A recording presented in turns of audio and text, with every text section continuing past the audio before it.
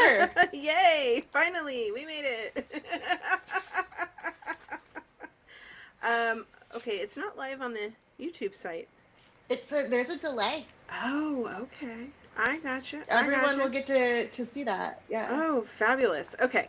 Well, welcome everybody to Cliffhangers and Cocktails podcast with Amy Sissel! Yay me! Woohoo! And Shan McLeod, that's me, USA Today best-selling authors of paranormal women's fiction, among other things. And this podcast is brought to you by the Caftan Coven. Today is our very special second annual live Yule event. So we're going to be sharing stories, rituals, cocktail recipes, and other assorted shenanigans. Plus, we're going to have some friends dropping by to say hello and share some of their traditions, draw an oracle card, and even have some silly tea reading. Ooh, that's exciting. Ooh. I know. Deb promised she'd drop in and do some tea leaf readings for us, and she promised they would be ridiculous. Silly, yes. She actually can read tea leaves, but she likes to make them weird. Who does not like weird? Oh, so, Amy, yes. What is Yule, and how do we celebrate? Oh, God, I have no idea. I was not prepared for this question. Okay, well, then I'll go. Oh, wait, I'm just kidding. So today in the Northern Hemisphere, it is the winter solstice, Yule, and the Southern Listen, I've had one sip of my cocktail, and I'm already slurring my words. This does not bode well for a 2-hour live stream. This is a very cocktail-y cocktail. It is a very cocktail-y cocktail. In the Southern Hemisphere, it is the summer. In the Southern Hemisphere, it's the summer solstice, Lisa. And so they're having their longest day of the year, and we're having our shortest day, longest night here in the Northern Hemisphere. So it is a solstice festival. It is celebrated primarily, or not primarily, it is celebrated everywhere because we're like, yay, the light's coming back. But it does have roots in the Celtic and Germanic histories. Good Lord, you'd think there wasn't a script that I could read from, and that I'm just having to come up with this all off the top of my head. Why do I write these things? It's right here. Like, oh my God, people are going to be like, oh, we didn't know you were so chaotic behind the scenes. Nobody's going to say that. Nobody's going to say that. Yeah, because nobody knows us. You know what's really cool, speaking of, so I was doing some research, and I did this last year, and apparently it went out of my head like many things do. But the actual name Yule comes from, Scandinavia, from the Vikings, who brought it to Britain, the British Isles, when they did their little... foreign exchange program? Yeah, their foreign exchange program. And So, Celts already did things like burning logs and fire, lots of fire. But it was after the Vikings came that they called it the Yule log. So, Yule literally comes from that. So I was watching a very, very special Christmas movie last night with David Harbour called Violent Night. Oh, I've been wanting to see that. It is so fun. It is very bloody. It's basically if you took, a Hallmark movie and blended it with the Texas Chainsaw Massacre kind of a situation a little bit. Not as gory, just bloody. No, it's just bloody, and it's so stupid, it's ridiculous. But... Judgmental Dragon is not sure what he thinks about this. It's still okay, so here's the thing. It revolves around this little girl and her family that are in danger from bad guys. Okay. And she's a delight. She's an absolute delight. And David Harbour is the real Santa Claus. And the really cool thing they did is usually when they do backgrounds about Santa, it's kind of Germanic. They kind of lean Germanic usually. But this time they made it, even though they didn't say it, they made it very clear he was a Viking. And his sleigh I'm down with Viking Santa. Right? And his sleigh even has the little, dragony head thing that their ships had. It has a name, and I can't remember what the name is. So there we go. Dragony head thing sounds right. The dragony head thing. He's got the tattoos, he's got the jewelry, he's got his he used a warhammer. So now he's Santa. We don't know how that happened, but he uses his special set of skills as a former Viking warrior and marauder and raider and general murdery bad guy to help this little girl and regain the spirit of Christmas, because he's kind of like lost it. So okay. So it's very feel-good movie. It really oddly is, even though it's like very, very, very bloody. And it absolutely made, when I was reading through this, I'm like, oh my gosh, they were brilliant. I didn't even realize I saw it when it first came out. And it wasn't until I watched it this year I went, oh, I see what you did. And so he invented the word Yule. He did. Totally. David Harbour, Santa Claus. Okay. He also makes a really hot Santa Claus. Just putting it out there. This is very important information. Yes. Like in I think a Scandinavian, they're all very similar. Not Finland. They're maybe not Scandinavian. Depends on who you ask. And I am not going to be the one to make that decision for anyone. But God Yule is like. Yeah, that was Happy the. Yule. Yes. That's Yes. Yes. I thought that might be where we were going before. We were, Night. and then I immediately forgot the word, and so I wasn't going to say it. So I'm glad you did. I am here for you. I am here for you. Oh, happy Yule, everybody. So, I mean, generally speaking, Yule and Christmas and a lot of other winter holidays have a number of similarities. Yeah. That you'll see, like the tree, Yule log, stuff. Giving of gifts. Giving of gifts. Yeah. Singing, feasting. I mean, feasting fire. Fire. Fire and feasting seem to be pretty universal. I mean, and why wouldn't they be? Like, who doesn't want fires and feasts? Exactly. Weirdos. I definitely want fires and feasts. And also there's a fair bit of drinking that seems to come along with this. Yeah. So I mean, it is the light to kind of banish the darkness of the longest night. So there's a lot of lights you hang Christmas lights or, Christmas candles, which is still done with real candles. Yeah. I know for sure in Denmark. I can't speak for other places, but that sounds like a fire hazard and not something I would do in a house with cats and children. Yes. But from what I understand, it's really not that bad if you do it properly. Okay. And don't leave them lit all night, I guess. Well, yeah, that seems like a big situation that's going to happen in a not good way. So basically a lot of Yule's traditions, I mean, the Celts already had solstice celebrations, but they just kind of, in the British Isles, they just kind of morphed together with like the Scandinavian and Germanic celebrations. And it's also like associated with the Roman festival of Saturnalia, because that's where we get this tradition of gift giving and now again it says feasting. When I did the research, I'm like, come on, Vikings can throw a feast. The Celts knew how to throw a feast. I mean, people feast. They be feasting. I can't imagine a culture where at some point there hasn't been a feast. Right. Like if somebody knows one, drop it in the comments. I would love to see live what kind of feasting situation is happening that I don't understand. I don't know. I don't know how to look at the comments while we're live streaming, but do it anyway.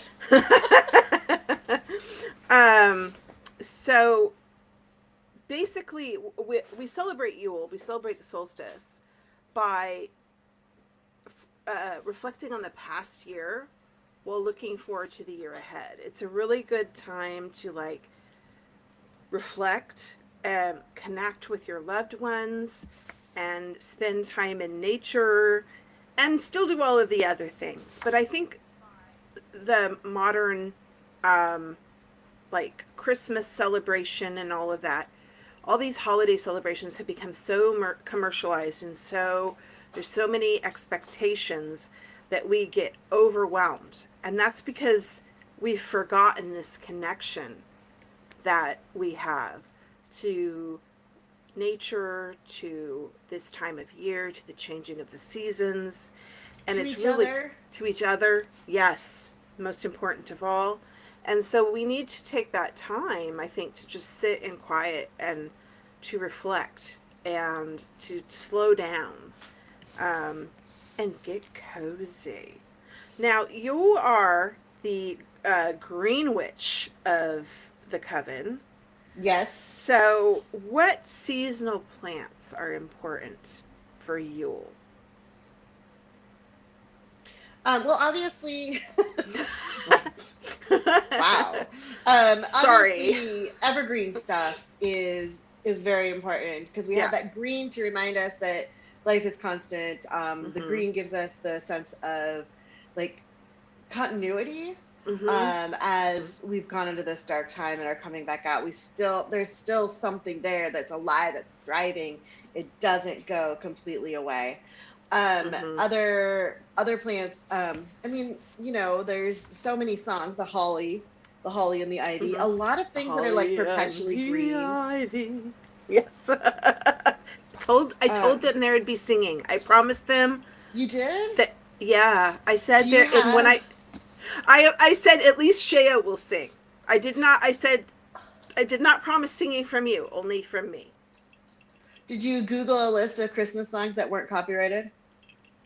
No, I just randomly burst into bits of song here and there. Okay, well, you can do Jingle Bells, Silent Night, Deck the Halls, We Wish You a Merry Christmas. Do not do the 12 Days of Christmas. Oh. Because you can, but it's really long, and I don't want you to. Oh, well, yeah. I mean, okay, fair. Mm-hmm.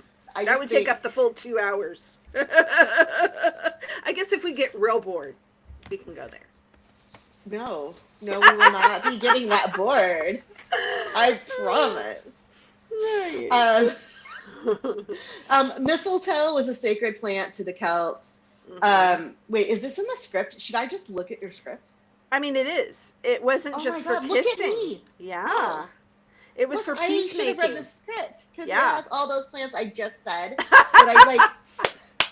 Well, these were just in case you forgot, which I should have known you wouldn't forget. But I just love that mistletoe, like, we make it about kissing, but like mistletoe was literally like. It says continuity of life. Yeah. That's awesome. But like mistletoe was used like for peace talks, basically. They'd have peace talks under the mistletoe, because it was the end of discord. It symbolized the end of discord, and they were so sacred you didn't dare stab your enemy under the mistletoe. That was bad luck. I don't know what happened, but it wasn't good. Joke. Insert dirty joke here. Insert dirty joke. Oh, my brain. Oh my. That was completely unintentional, but I like it. So holly is to represent the old solar year, and it's for protection. Ivy is for fidelity and loyalty. It symbolizes the strengthening of family bonds. And Shea just went over the mistletoe, but Who knew I'd have such a mistletoe obsession? No, that's a gross story. But you guys Google how mistletoe, like, how like birds will eat a fruit and then they'll poo the seeds and that's how new things grow? Yeah, you guys should go read about how that happens with mistletoe, just for funsies. Google that. Yeah, I'm not telling you. I am aware of that, and it's pretty nasty. And then the last one is birch, which is associated with rebirth. Rebirch. No, that doesn't work. Okay, no.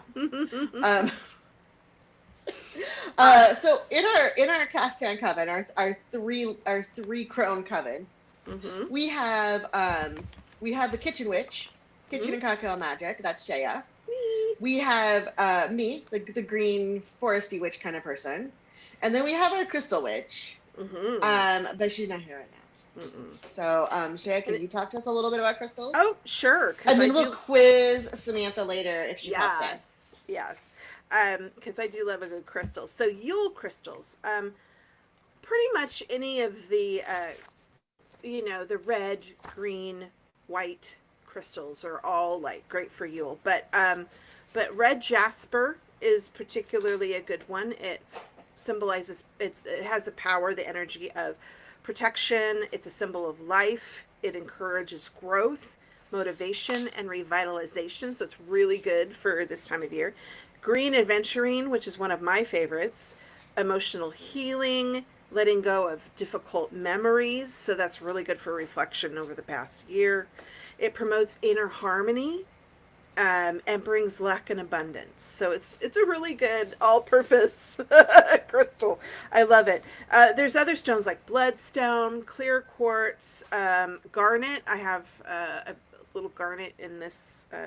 Oh, that's pretty. Yeah, citrine, carnelian. Basically, any stone that promotes clarity, abundance, and renewal is really good for this time of year. And you can just, if you're going to meditate, you can hold them in your hands. You can, make a grid. You can put them on your altar, whatever. Put them near your candles if you're doing some candle magic, or cocktails if you're doing some cocktail magic. So, yeah. Very cool. I'm not wearing any. I have emeralds and rhyolite and Zaviza. It starts with a K, and onyx, but mine are all protection and balance. Because it doesn't matter what time of year it is.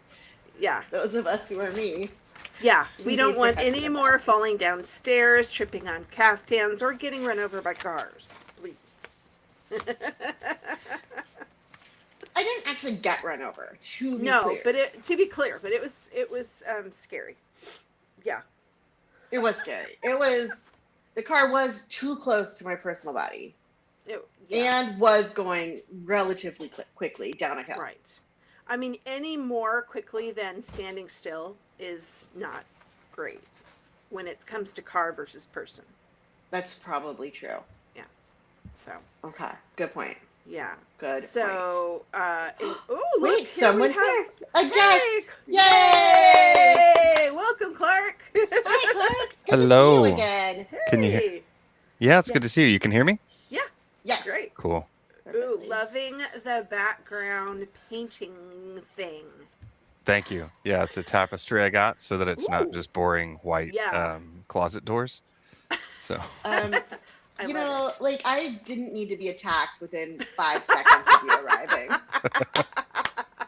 Well, I can't see most of your background, so I didn't know what was behind you. It's a boring white door. Yeah. And a wine rack. Is that wine? Yeah, I was going to say. Yeah. And I just have my little boring yellow wall with my little Nisa buddy hanging out here. Get some tapestries. I guess that's what I'm saying. I hear you, and I think that's a brilliant idea, actually. Well, and I have it set up so that I can it's on hooks. Ah, ooh, clever. Love it. That's yeah, really my wife great, set that up. That was a great, I didn't really think of doing a tapestry. I did think I probably needed something behind me, but normally when we're recording the podcast, we've got our Zoom background. Yeah. Mm-hmm. But we didn't have this. So, happy solstice, happy Yule. Woo-hoo. Yes. Yes. I just add my own tapestry. Okay. So your book should be out by now. Yes? Oh, there it is. Oh, brilliant. Congratulations. What came out in October? Yes. Thank you. What's that? It came out in October, yes? Yes, and book 2 actually came out just this past Friday. Oh, congratulations. I somehow missed that. I am really bad at keeping that. I apparently did a really bad job of announcing and spreading the word on book 2, because even my wife was like, "Oh no, we should be good on Saturday." I'm like, "I have my book launch." You're what? Oh, right. So, she forgot. The only people I had show up were her and my 2 local friends. So I'm like, okay, I did not announce the book 2 book launch very well. Well, now we all know that it's out there. Yes. Announce. Clark has a book. Oh, let's see. I just asked. And it's, I can, the way that I can drop it in here, because the book covers, is there a chat? Where is it? There is a chat. There's a chat on YouTube. Oh, here we go. I think if you put it in the chat here, I'm not sure. Does it show up on YouTube? There's the studio chat. We'll see if it lets me put the pictures in, because the other 2 book covers are just as gorgeous as the first. Well, if it doesn't, I'll drop them in. Yeah, for sure. Into the.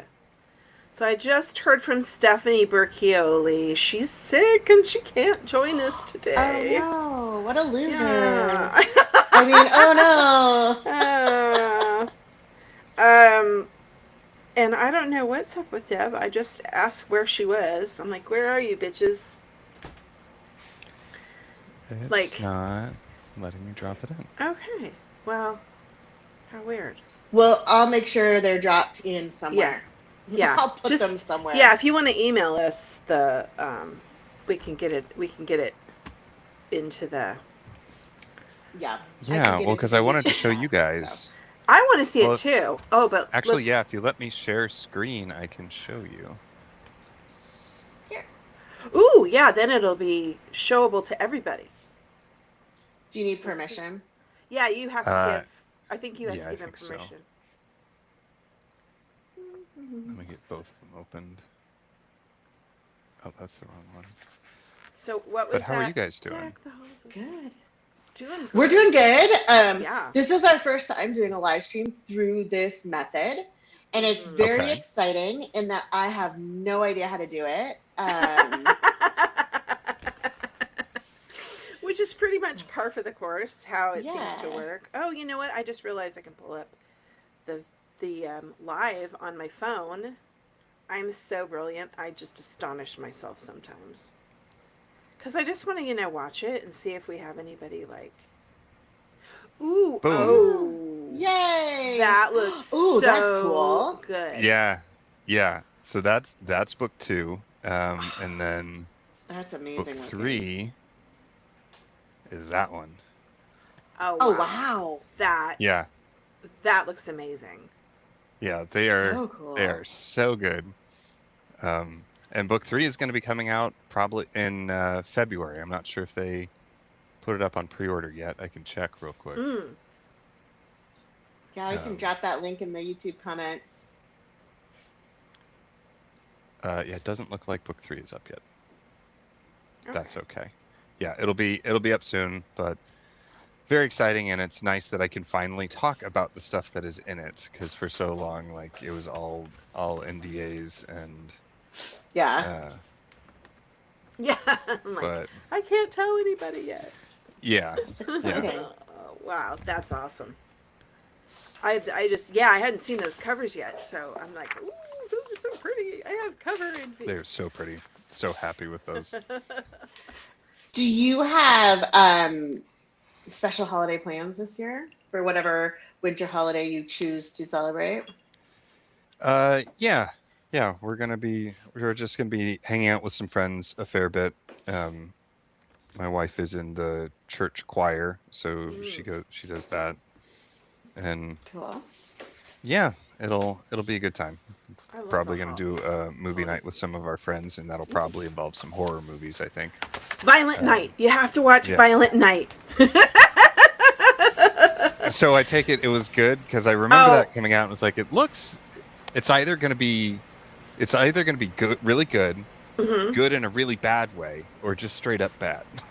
It's kind of good in a really bad way. Well, it's a cross between just really good and good in a bad. Like it's a bit cheesy. It's a bit over the top. There's loads of fun, like little quips, but they're quite funny, and it's just fun. Like, because you have this little girl who is just a pip. I mean, she is an absolute delight.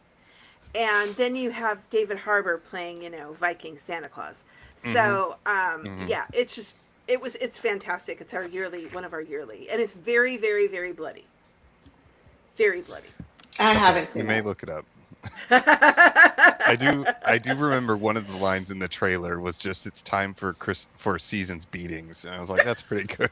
Oh, that's awesome. If you thought that was funny, then you'll be fine. You'll be like, this whole thing is just delightful. So yeah, it's that kind of humor throughout. And John Leguizamo is like the cheesy villain who calls himself Scrooge. That's his code name or whatever. So yeah, and the The violence is creative. Yeah, in a Home Alone kind of way, but like extremely real lethal. Home Alone.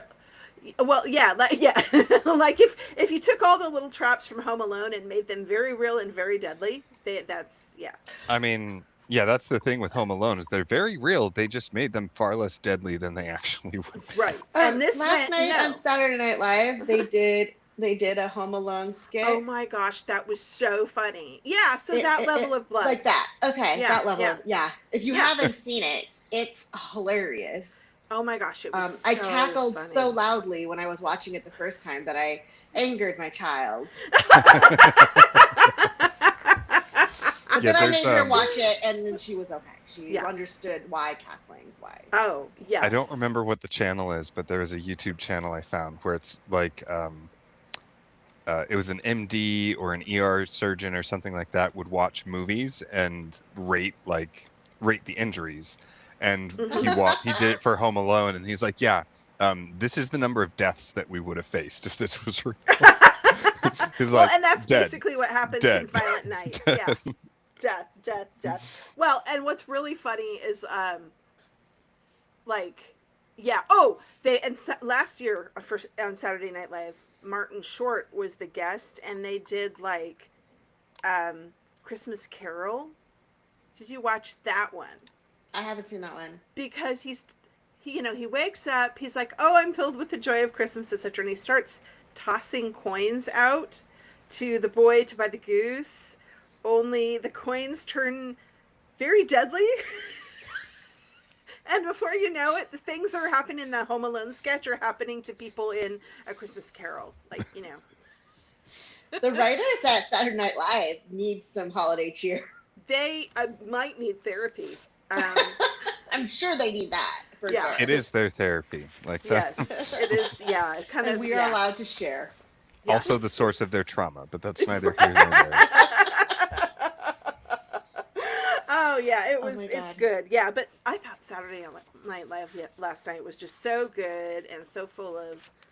I mean, I'm so sad Bowen Yang left. That was his last one, but they did such a lovely send off. And Cher was amazing. I just watched that one skit 3 times. I got nothing else for you from last night. Well, Cher sang. She was amazing. I don't know how that woman is in her 70s, honestly.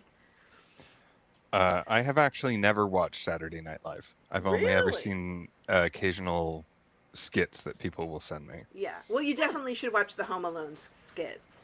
Because that was really funny. And Ariana Grande plays the Kevin. So okay. Let me see if I can find it. Yeah, it's delightful. It's delightful. So, do you have any like fun like holiday stories, like funny holiday thing, like something maybe that happened to you one holiday? There's something silly that your family did, or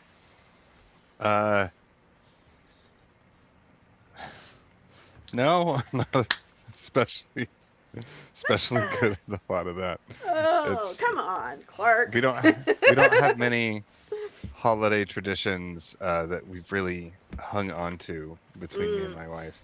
Yeah. So this isn't super funny, but my wife and I joke about it a lot. So something my family did for a couple years is we would get these clear ornaments, and then you would take little scraps of wrapping paper, and everybody would take a whole bunch, and you would write notes of things that you were grateful to the different person for on the strips of paper. And then you would roll them up, and then you would stuff them all into the ornament. So you would have all of the things that people were grateful to you for in your ornament, and they would all sign it. And it was really cute, and it was really fun, like the first year, and then we had one year which had been just a really rough year for a whole bunch of reasons. Oh dear. And like, to give some perspective, that after that, the end of that year, I haven't talked to my brother since then. Oh wow. Oh yeah, okay. And the ornaments that we got, so he's not here right now, but when he visits me in the office, this is my dog Seamus's bed that he sits on. So we got a whole bunch of notes from my parents and my brothers saying like, "Oh, Seamus is such a good dog. You guys did such a good job." You're not grateful to me for anything. You're just grateful for the dog. Okay. Oh no. So we joke about it now, but it's funny in a sad kind of way. Right. Yeah. It's funny in the down the road a few years kind of a way. But man. The type 3 kind of funny. Yeah. Oh gosh.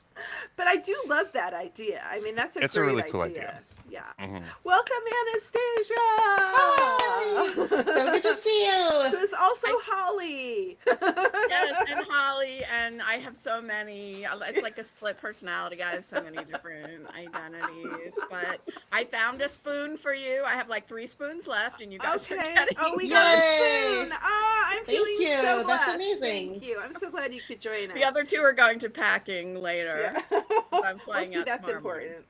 Because you're off to holidays in Georgia with my cousins, who I love very much, and I spend Christmas with just about every year. Mm-hmm. So we have our traditions also. Nice. Of which my cousin's husband, actually, not a blood relative, is the keeper. He is affectionately known sometimes as the Christmas Nazi. Wow. He's just, he's a wonderful, wonderful person. I love him to pieces, but he is very rigid about keeping to the traditions. They're very important to him. You could always just, tone it down to the Christmas police if you want. Well, in this day and age, probably that would be a better plan. Yes. It was funnier a few years ago than it is now. Yeah, a few years ago you could say that word and it was just facetious. Now you're like, yeah, maybe I should rephrase that. But anyway, is this serious or the Christmas spirit? Maybe we Christmas do Karen. love our. What'd you say? We do love our traditions. The Christmas Karen. Oh yeah. Or the Christmas tyrant would also be good. See, I don't. Yeah, Christmas tyrant is okay. I don't like the Karen word either because I'm in the age group, and 2 of my very best oldest friends are named Karen, and they're 2 of the coolest people I know. So I'm always insulted on their behalf. I know several Karens, and they are all lovely. So I am not sure why Karen was chosen. It is a name that sort of right now at least remains with that generation. Like some of the names have been recycled, but we were the Karen, Susan, Patricia, Kimberly, that was like Nancy. That was, and I was the Jennifer. Everybody was Jennifer. Oh, everybody was Jen. I remember that. Yeah, that was just a little bit after me. I mean, we had 1 or 2 Jennifers, but they weren't. That became really common like just a few years after me. So what are some of the traditions that you do with your cousins that you can tell us about? One of them that aren't is covered by statutes of limitations and so on. We always open 1 present on Christmas Eve. 1, no more, no less. 1 present each, and those are chosen by my cousin Chuck because he's always the Santa who hands out the presents because his birthday is on Christmas. Oh, that's fantastic. Oh, nice. I love it. So he gets to always, and on Christmas morning he's also the Santa, and he's undiagnosed autistic, so he always has to sort the presents into piles, and it's a thing, and it takes forever because you open 1 present at a time. People don't dive into their presents all at once. It's 1. Thank God we don't have 60 people in our family. How many people do you have? Is this a weekend event? Yes, it has been in the past a 4 or 5 hour event, but normally, it used to be. It's a little smaller now because some of the older generation is gone, but it used to be 8 to 10 people. Okay. When we, at the peak. So that's not, but it took a really, really long time, but we were okay with that. We don't do Christmas dinner on Christmas Day. About 20 years ago now, my cousin and her mom, who used to alternate hosting, now my cousin does it, But they decided it was way easier to do all the cooking on Christmas Eve, and we had the dinner then, and then we have like all the leftovers and sandwiches, and so Christmas Day is like grazing on that, which allowed for the like 4 or 5 hours that we spent. I spent Christmas with a friend one year, and her family. There's just 4 of them: her parents and her sister, and her. Mm-hmm. There were and they did that where you only open one at a time, so everybody could see everybody open the present, and, you know. Except there were so many presents under the tree. Like, I had never seen so many presents before in my life. There was literally mounds, and they even had presents for the cats. And we did do they that. Have to open theirs one at a time too? Yeah. Yes. Oh, yes. Literally. And we started at something like 9 o'clock in the morning, and it was dark by the time we finished. I think it took us around 12 hours, 11 to 12 hours. And we've never gone that long. We have never gone that long. There had to be. I think there may. I'm trying to remember. I mean, because they weren't anti-drinking, but they didn't drink a lot. So there may have been like a glass of port or maybe a little bit of eggnog, but there was not and we didn't break for a big meal either. It was the same. It was like they had Christmas Eve and then they just spent all Christmas Day. Wow, I'm impressed. I didn't know there was anybody who went on longer than us. I had never seen it before. I've never seen it since, and I don't ever want to see it. I'm thinking growing up with my family, chat my in mom's between, family, and and football's on, and you know, so it's not. There was no drinking, no sports, and my mom had 5 brothers and sisters. Only 4 of them would ever come to Christmas, but then all of them had like my parents had 2 kids, so and their spouses would come, and everybody had at least 2 kids. And so I'm trying to imagine like this if we all had to do it one at a time. Because it would have been years, because that's... we always did it one at a time in my family. 30 people. But we did it in our little family. Yeah. Well, there was only 4 of them as well, but you probably didn't have, like... No, we didn't have 20 presents apiece. Yeah. No, I think there was more than 20. I think there was more 50. I mean, I am not kidding. Last year, I had 47. That is exactly what I was thinking of. It's like Harry Potter up in here. I would be tired by the end. I'm like, I don't want to open anymore. I was exhausted. Don't give me anymore. Just give it to charity. And I was so tired and like bored because they were really lovely and they gave me a couple of presents, but like not 50. No. So I had opened. You had nothing to do while you're sitting there. I'm just sitting there watching them open presents for hours and hours and hours. Although I do have to say, my aunt's second husband, wonderful, lovely guy, but he was really into videos for a while, so he would set up the video camera to video us opening presents on Christmas Day, which was fine. You know, he'd just put it on a tripod and there it would sit. But then he wanted to play it back. It's like, but we just did it. We were there. We don't need to see it again. But he'd put At it least on, wait until next year. I mean, come on. By a football game sooner or later, and so that was okay. Awesome. So let's talk. Whoa, sorry. Yes, Amy, go. I was going to say, I have my Yule Winter Solstice Oracle deck right here. Can I draw a card for everyone for the year ahead? Yes, please. Yes, please. All right. I have shuffled. I hope you took out the tower. I did not. Oh boy! All right. I took out nothing. This is raw, unedited, live. It's can be good though. I mean, not right when it happens, but then usually you can rebuild cooler stuff after the tower. Like, yeah. Also, this is an oracle deck, so there is no tower. It's not a tarot I don't deck. think there is a tower. I just all of a sudden I'm like, there's no tower. Wait a minute. This is a positive winter deck here. It's not a tarot. This is for Clark. Okay. I just drew the solstice card. Surprise. Let's see. Solstice. So what's the difference between an oracle deck and a tarot deck? Why don't you grab that one, Shaya, while I'm looking this up? I mean, I know the answer, but I'm looking. So yeah, it's a tarot. You know, you've got this. It's this structured 78 card. You got your major, your minor arcana, and they all have consistent meanings. Like across every tarot deck, there might be some creator quirks or whatever, but they all have the same meaning. It's very structured.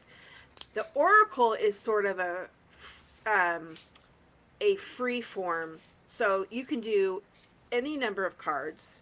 You can do, anywhere from 20. Actually, I think I have one deck that's like 15 to over 100, and they are. And they can be any meaning, and the creator comes up with the meaning. Yeah. So. Yeah. So you don't do the readings quite the same. Okay. There's a thing in solo RPGs, solo tabletop RPGs. So they will have oracle tables. So it sounds like it's basically like that, and there will be different oracle tables for different things. Yeah. But I think so. Yeah. And rather than doing like a spread, I mean, you can do a spread with an oracle, but you tend to just pull a card sometimes for clarification or just for, Okay. Yeah. Okay. Yeah, just like a oracle table, but cards. Yeah. They usually have a theme. Yeah. Yeah. So this is the Seasons of the Witch Yule Oracle. Oh, nice. Yes. So the Solstice card is a time of breakdown, destruction. But it's not the tower. It's not the tower. It's not the tower, though. But a reminder not to spend too much time in the dark. Because once you've had that breakdown and that destruction and that crisis, you have everything you need to build yourself back up. You have the fire of creation within you. It's a liberating and beautiful experience. It's time to rise out of that destruction and create something bigger and better and more beautiful. Cool. Burn and it all down. It's not the tower. Burn it down. It's Solstice card. Oh, nice. Get out your sledgehammer. Knock it all down. Nice. Oh, is that a staff or no? Those are sleigh bells. It looks like. She's holding like a garland of stars. Of stars. Okay. Yeah. That's pretty. I like that. Sorry about it. He's like, don't give me a tower. And what does he get? Basically the tower. I mean, it is non-specific as to who is doing the destruction. So, I might have a good time still. Yeah, you might be doing the destruction yourself. Just, All right. smashing things, because that can be fun. Yeah. Well, I hope that one applies to our country too. The whole building something bigger and Building better something out of bigger and better. destruction. Brighter. That country's fine. Huh? Our So country. my country seems fine. Oh, yeah, because she's in Portugal. Oh yeah, you moved. Yeah, you were like right about to move when I did the interview. Yeah. Yeah. That's right. Yeah. And I am here now. All right. And let's do one for Anastasia. One for Anastasia. Yeah. Let's see if we're bringing her to Portugal with us. Yule log. Ooh. Burn it. Burn it down. Right. Yeah. There's a lot of burning. Yeah. Letting go. Somehow. Creation. Divinity. Ooh. Yule logs burn for 12 days to represent the rising sun and the birth of the new sun god. Creation is a harmonic blend of destruction and building. Some things must be cleared and destroyed so you have room to welcome in something new. Channel the energy of the goddess by healing and letting go of anything holding you back. Then channel the power of the god by invoking action, courage, and determination. This is required to be successful in your dreams, goals, and manifestations. Oh, And it's a reminder it sounds that like you you need and I more need to than get one together and just approach. set some I fires. know. We need to burn Yeah. some shit, and then we need to build some shit. I love it. That's This is a actually time of- really perfect for me. Yeah. Shea already knows this. That I just lost my dad. I'm sorry. A month ago. Thank you. And he was very old and had a very good life, and so it was part of the natural order of things. But he was in nursing care and I was in charge of everything. And before that, my mom was in nursing care for 5 years and I was in charge of everything. So it's been a long time of having, and both of them were far away. So it's been a long time of a lot of traveling and being in charge of things from far away. That was a lot of responsibility that weighed me down. So that card seems perfect for this Sounds like particular time because although it was a privilege to do that for them, it was also a lot. And so now I can let go of a lot of that was weighing me down and move forward without constant crises to hold me back. With the symbology, does that mean the Yule log has been burning for a long time, or now you can finally burn the Yule log? I think it's kind of a now you can finally burn the Yule log, right? Like you could let everything go and just, Yeah, because now is the time to get rid of what you no longer serves you. Yeah. And put that all in the fire and burn it. Yeah. That's because how I'm seeing it. And then typically, with the Yule log, they would clear out the fireplace or the fire pit or whatever of all the old ashes. And then they would light, they would get a light from the bonfire, the communal bonfire, and they would bring it back to their home to light the Yule log for the new year. And then it would burn for the 12 days. So that's the way the Celts did it. And so, which is, my traditions. So I think it's perfect metaphor because you've just come through all that. All the old ashes are now burned down and cold and done. You're done with that part. And so now you're clearing out the ashes and you're lighting your new Yule log to, bring in, to let everything, as you said, to like put everything in the fire, let it burn, and then start anew with your new I feel that energy when you're saying that. So good. I love it. That's so perfect. Okay, who's next? Is it me? Do I get one? You get one. Me! Share. Whoa. And then I draw the actual tower card. It's not in the deck. It manifests. It just like popped into the deck. You got Mother Mary. Oh, okay. I'm Catholic now. I don't think that's going to be the result of this. And Catholicism. That would be an odd thing to put in the book. Just the one sentence. You're Catholic now. You're Catholic now. Boom. Yeah, that's all it is. Sorry. Either that or you're one of the Beatles. That would be fun. Yeah. It's the keywords are nurturing energy and wisdom. Ooh. Let's see. This card will remind you that everyone has feminine energy. It's nurturing, peaceful, and moves mountains. Any situation you encounter this year requires you to trust that all will be well. You cannot move forward with face. You can keep your face. You cannot move forward with force, because that will destroy the magic that is making its way to you. So if you're feeling overwhelmed or burnt out, be still and let the universe support you.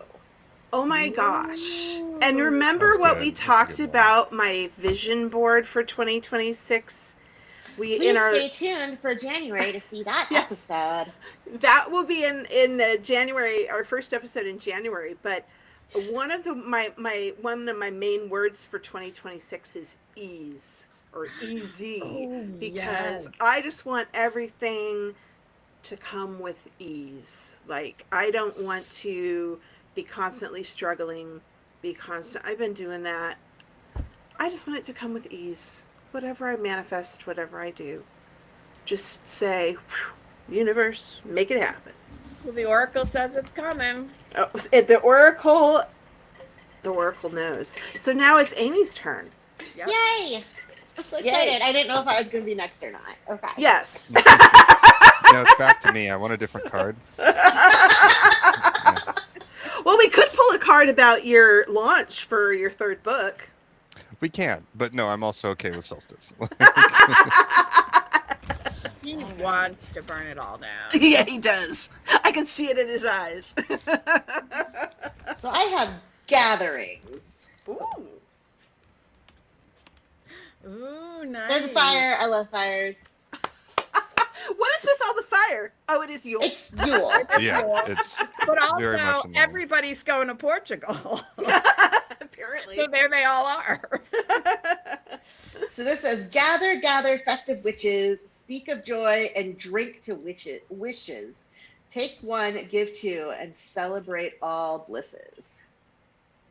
For our ancestors, every day became a celebration of life. So times may be different than for our ancestors, but that doesn't mean things can't be hard for us too. Learn to lean on your community for support. They are there to lift your spirits when you're down, to celebrate your wins, and to love you just because you exist. Mm-hmm. So receiving this card is a strong sign that 2 is better than 1. 2 or more people can bring a stronger chance of success for any situation. Additionally, this card tends to come to a reading when gatherings are imminent. We're gathering. Well, we're gathered. We are gathered. So it's more than imminent. It's actually in process. Both work. Yeah, that. Probably in process. I don't know. I'm an author. I word good. We all word good. We are all the best worders. Anastasia, do you have any books coming out soon? What's your plans? Oh, that would be so nice. But okay, then you know what? I will edit that question out of our live stream.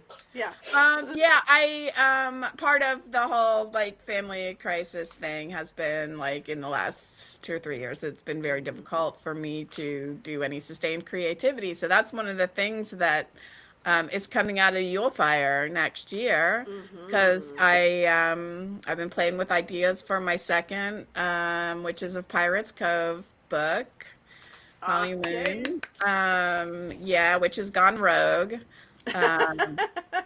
And then I want to also write 1 or 2 romances. My poor romance fans keep asking me when I'm gonna please put out another book. So I have ideas for all of them, but I just haven't been able to, write them.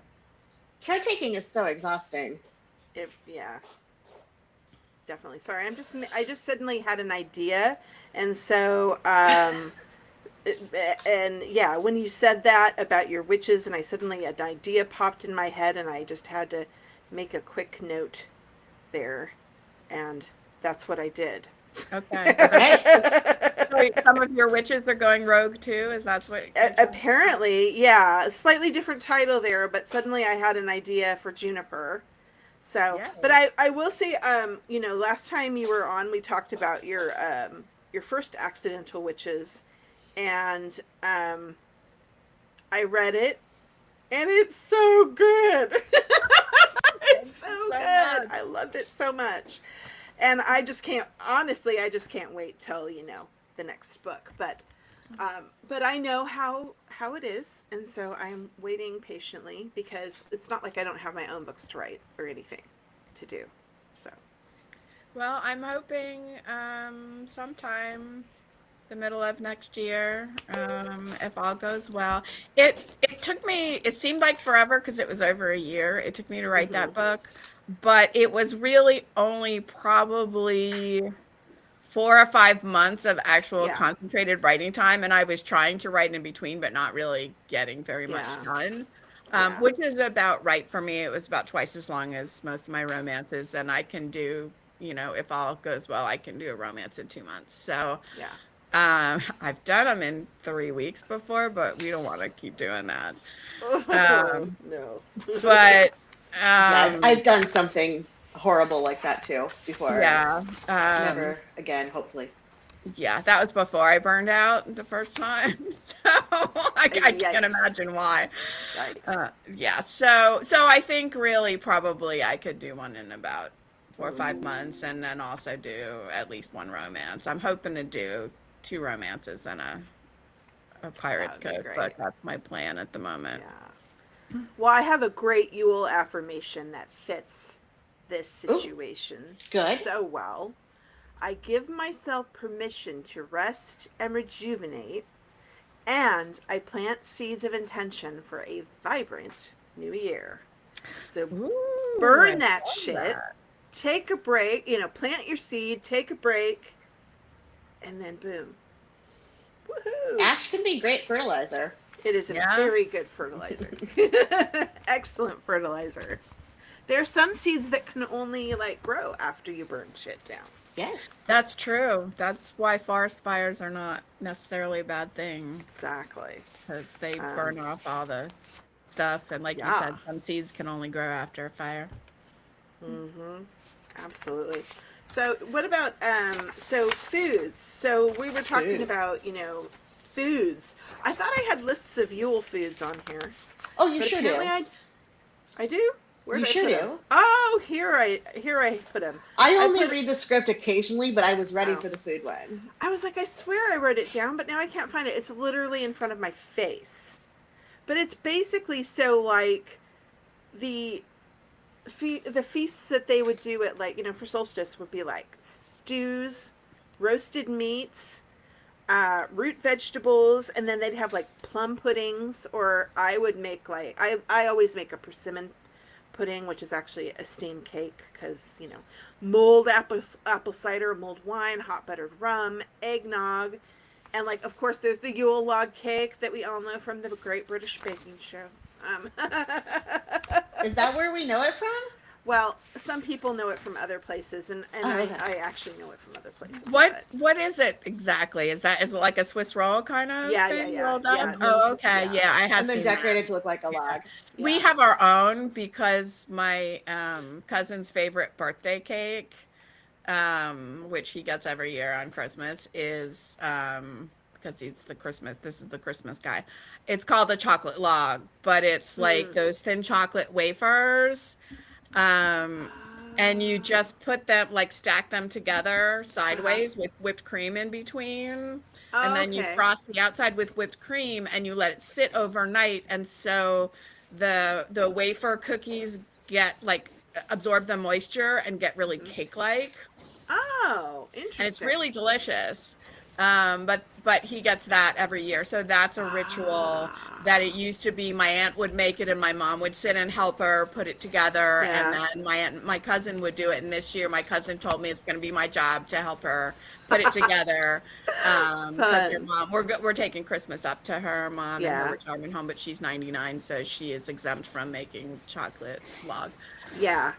So that's so that's both a food and a ritual that happens. Only my cousin, they discontinued the chocolate wafers. So last year my cousin actually had to find a recipe to make chocolate wafers. Because Christmas can't happen without the chocolate log. No. That's how I feel about persimmon pudding with hard sauce. And it's always rum in the hard sauce. My mother made it sans rum. She made it with rum flavoring. Because, you know, they don't do alcohol. But I use real rum. And I love it for persimmon pudding. And I only make it at Christmas. I mean, that's when the persimmons are ripe. So, but Clark, do you have anything that you just have to have for the holidays? No, because like I was saying earlier, like my wife and I haven't really carried a ton of the old traditions. But do you have a new one? Have you made something new that you like to do? Or is it just a free for all? It's kind of a free for all. One thing that I've been doing the past couple of years, which I haven't done yet this year because with the book launch and everything, like stuff kind of snuck up on me. But what I've started doing is when we get to this time of year, this is the time of year where I every year I try and make a new recipe for a dessert, a side dish, and a drink. Oh, neat. Because I love that idea. Yeah. We have all these cookbooks, and those are the portions of the cookbooks that don't get touched much because it's a bunch of extra work. We don't do desserts much. So I haven't done that yet this year. That may happen between Christmas and New Year's, but that's a thing that I've started doing. It's like this is the time where we get to try new things and from these chapters that we never really touch on. I love that. That is a great idea. I love that. Yeah. Especially the drink, of course, and the dessert. Yeah, but no, I just love. That's a fantastic idea. That sounds like fun. and then when we have ones that are our favorites, we're like, yeah, we can make that again this year. But the important thing is to try a new one. Yeah, totally. So even a disaster can be fun. Like if it comes out really crappy and you laugh and you know, like cucumber cookies, for instance. it's like cross that one off.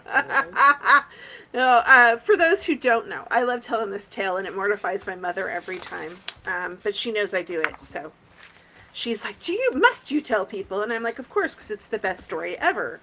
absolutely, And she's like, I must. yeah, we used to, we always had a garden growing up, you know, a big garden, lots of fruits and vegetables. And of course, if you have a garden and you grow zucchini, even if you have one plant, you will have more zucchini than you will ever be able to eat, right? It's the one plant I've never been able to successfully grow. Really? Like, I always had a huge garden. I cannot grow zucchini. You guys. That's like, wild. Everything my mother else. could grow. Yeah, my mom can Most grow people zucchini, can. Like, yeah. It's okay. Just talk to anybody who has a garden, and they will have extra zucchini for you. Oh yeah. I know, for but sure. it's weird to have a giant garden and be like, "May I please have some zucchini?" Well, I can't That's grow how I talk. anything but rosemary, so you're fine. But she would always like, what's the word? Grate it. She'd grate it up and like package it and put it in the freezer, so that like during the year she'd take it out and make like zucchini bread, zucchini muffins, whatever. And she had a zucchini cookie recipe. It was more cakey than cookie, but it was like a bar cookie. I was gonna say, yeah. Yeah. But they were yummy. But so one day she got everything out. She was mixing it up. She went to the freezer to get the zucchini, and she didn't have any zucchini. So she decided that a cucumber looked the same as a zucchini, so it should work just fine, right?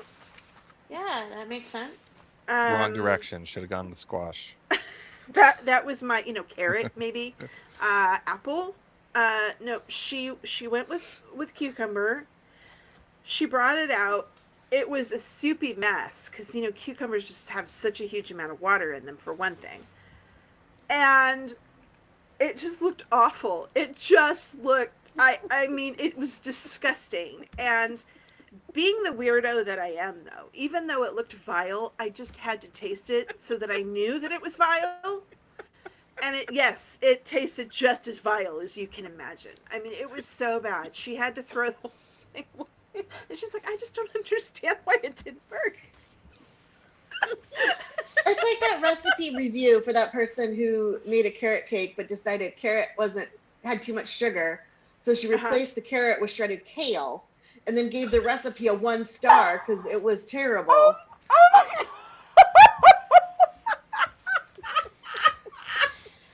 First of all, if you're worried about carrot having too much sugar, what are you doing with the cake? Like, why are you making cake to begin with? I took out the apple juice and replaced it with grapefruit. Or no, lemon juice. I replaced it with lemon juice. And I just don't understand.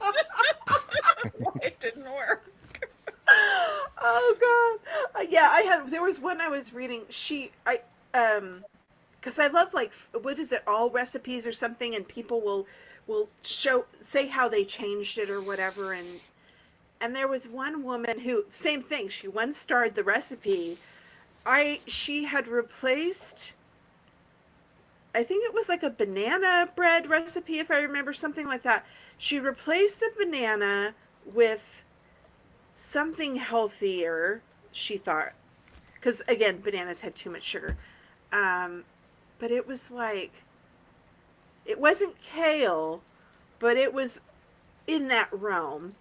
And she replaced the butter or oil or whatever with like yogurt, and which you can do, but then you have to alter the recipe. Yeah. It doesn't work in every recipe. Especially when you're baking. Right. You have to be really careful because it can really turn something into something very unpleasant. And then she did, instead of sugar, she put, or maybe she just left the sugar out completely. There were like 4 major things she did, and it didn't work. It was like, it was terrible, apparently, which I could have told her just from looking at what she did, like her choice of ingredients. It's like, so yeah, it's the recipe's fault. So really, she was one-starring her own recipe, is what was happening. Pretty much, yeah. Yeah. So, yeah, if you're gonna play with recipes, you've got to be careful. Wait, can I talk about my food now? Yeah, you can talk about your food now. Okay. Well, so growing up, we did a lot of Christmas stuff at my mom's, at my maternal parenting place. Listen, there was a lot of alcohol in this drink, I think. Just had the one. I love it. At my grandma's house, at my mom's, my maternal side of the family. Yes. And like I said, tons of people there, and we do the big Christmas Day feasting. And it was the turkey and the ham and the mashed potatoes and all the stuff, but also lefse.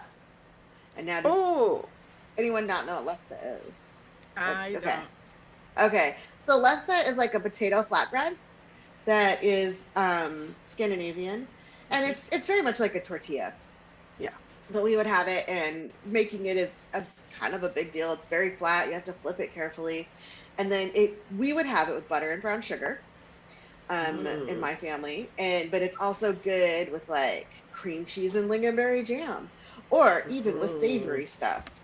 There's a great food cart in Portland called Viking Soul Food, and they do lefse, and that's where I used to buy it. So lefse is very much a part of my Christmas tradition. I'm not having any this year, but also my dad was a minister, and so on Christmas Eve we'd have to do Christmas Eve church services, and he had 2 churches, so we'd have lasagna, so it could just pop in the oven between church services and be ready when we were done with the candlelight services. So we could have lasagna and eggnog and open our one present. So I'm making lasagna for Christmas Eve this year because it's very much a Christmas food. I love it. I would totally eat lasagna for Christmas. And then we're having Portuguese French toast for breakfast What's on that Christmas like? Day. Nice. And you just use a thick bread and you soak it in milk before you do the egg wash dip, and then you fry it in oil. So it's kind of like you have like a little bit of oil, you fry it in so it gets crispy. And then you do orange. You can do orange honey, or there's a couple different more traditional syrupy toppings. That you can Nice. That sounds delicious. And cinnamon. Speaking of yum. Speaking of Portuguese foods. Should we talk about my cocktail? Yeah, that we've this was very, very boozy. So I wasn't sure when she sent me this. I was like, I'm not sure how that's going to taste because I just couldn't visualize it in my head but it's delicious. It's originally called the Portuguese Kiss, but like all morning I've been calling it a solstice kiss. So this is the Portuguese solstice kiss cocktail. And the energy is celebration, good fortune, and social bonding. So, which is perfect. Yes. And in Europe, port is often drunk at Christmas time. Like it's considered like a celebratory tipple for Christmas. It's very common. Like when I was living in London, that was just, you have blue cheese and crackers and port on like Christmas Eve. And I mean, we had a Christmas holiday gathering last weekend, and we definitely had a bottle of port out at it. And you were right in the port place. I am. I live in Porto, where the port comes from. Exactly. And I'm doing my best to resist a pun about any port in a storm. Oh no, it was stormy here today. We appreciate puns of all kinds. So it's the recipe is 2 ounces of tawny port, although you can use I think you could probably use ruby port as well. 1 ounce of amaretto, 3/4 ounce lemon juice, and 1/2 ounce of simple syrup. And I did, instead of simple syrup, I did orange honey. Yeah, a little bit of orange honey. So just throw everything in a shaker with some ice and shake it for 20-30 seconds. Strain into a rocks glass and garnish with a cherry. A maraschino or amaretto cherry. I did one of those fancy Luxardo cherries. I didn't have any cherries. So you just didn't garnish. That's cool. I often don't garnish, although you're supposed to, but whatever. I usually garnish, but not today. And I did a little video of me making it, so we could throw that up. It's super good. It's sweet. It tastes very cherry-like, which I really wasn't expecting. I mean, it's very fruity. Like the cherry is like really there.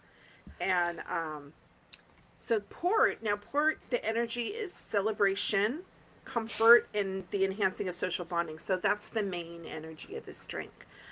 The amaretto mainly gets its energy from the almond, which is love and romance, luck and money, regeneration, and communication. So all good things coming up this year. And then, of course, lemon, as we know from previous podcasts, is purification, protection, energy, and clarity. And sugar, whether it's honey or refined sugar, anything that sweetens, is an attraction of positivity.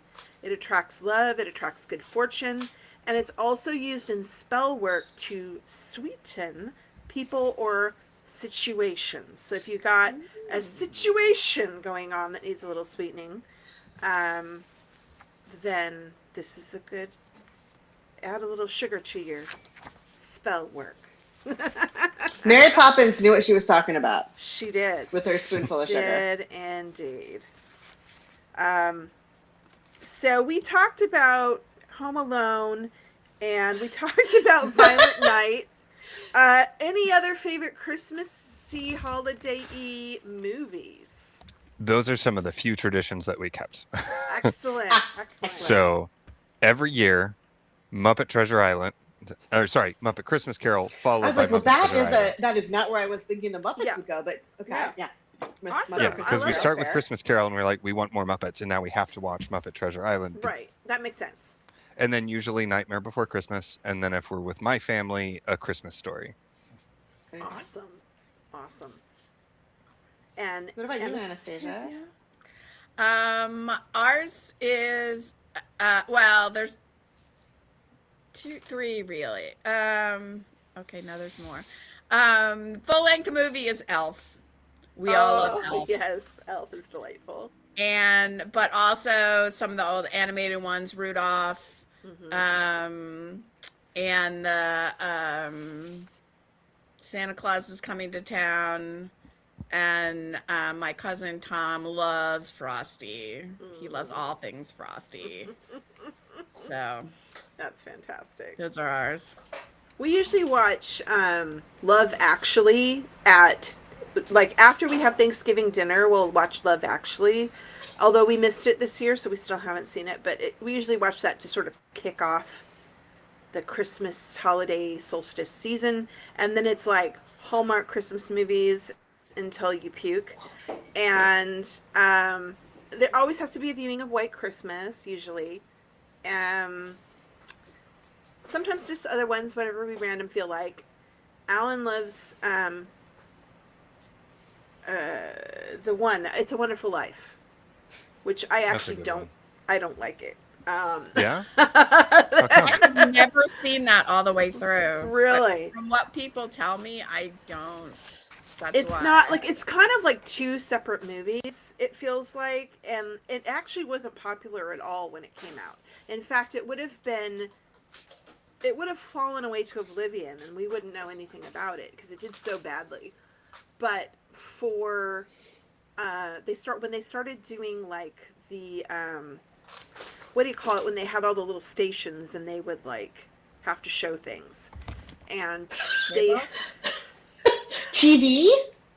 Yeah, but it used to be, you know how when a sitcom goes into whatever. Oh, their winter hiatus. Syndication. Yeah, no, syndication. Oh, syndication. So okay. there were these little yeah. So there's the little syndicated like little TV stations in various places, and they needed things to show, and they had to be cheap because they didn't have a lot of money.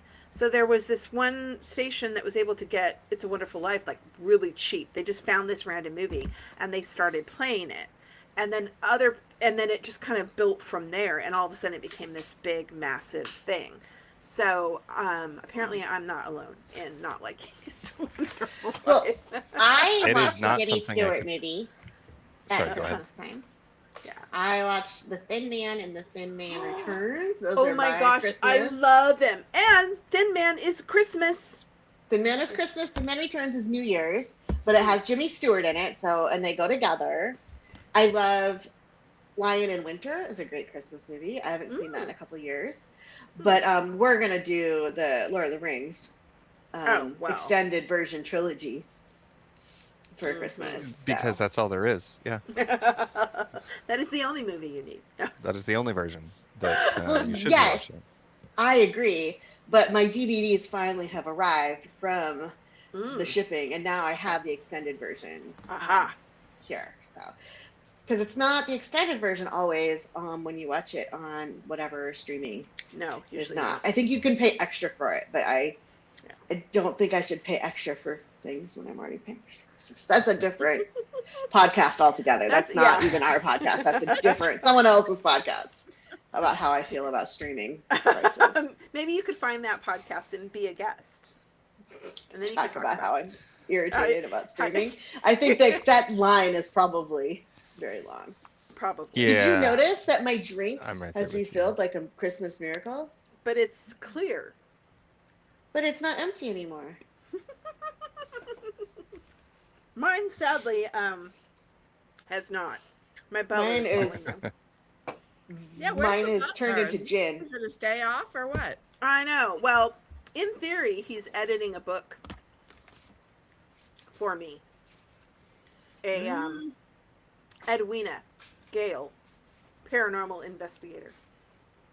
So, and I kind of want him to do that because I'd really like to get it out by the end of the year. We shall see.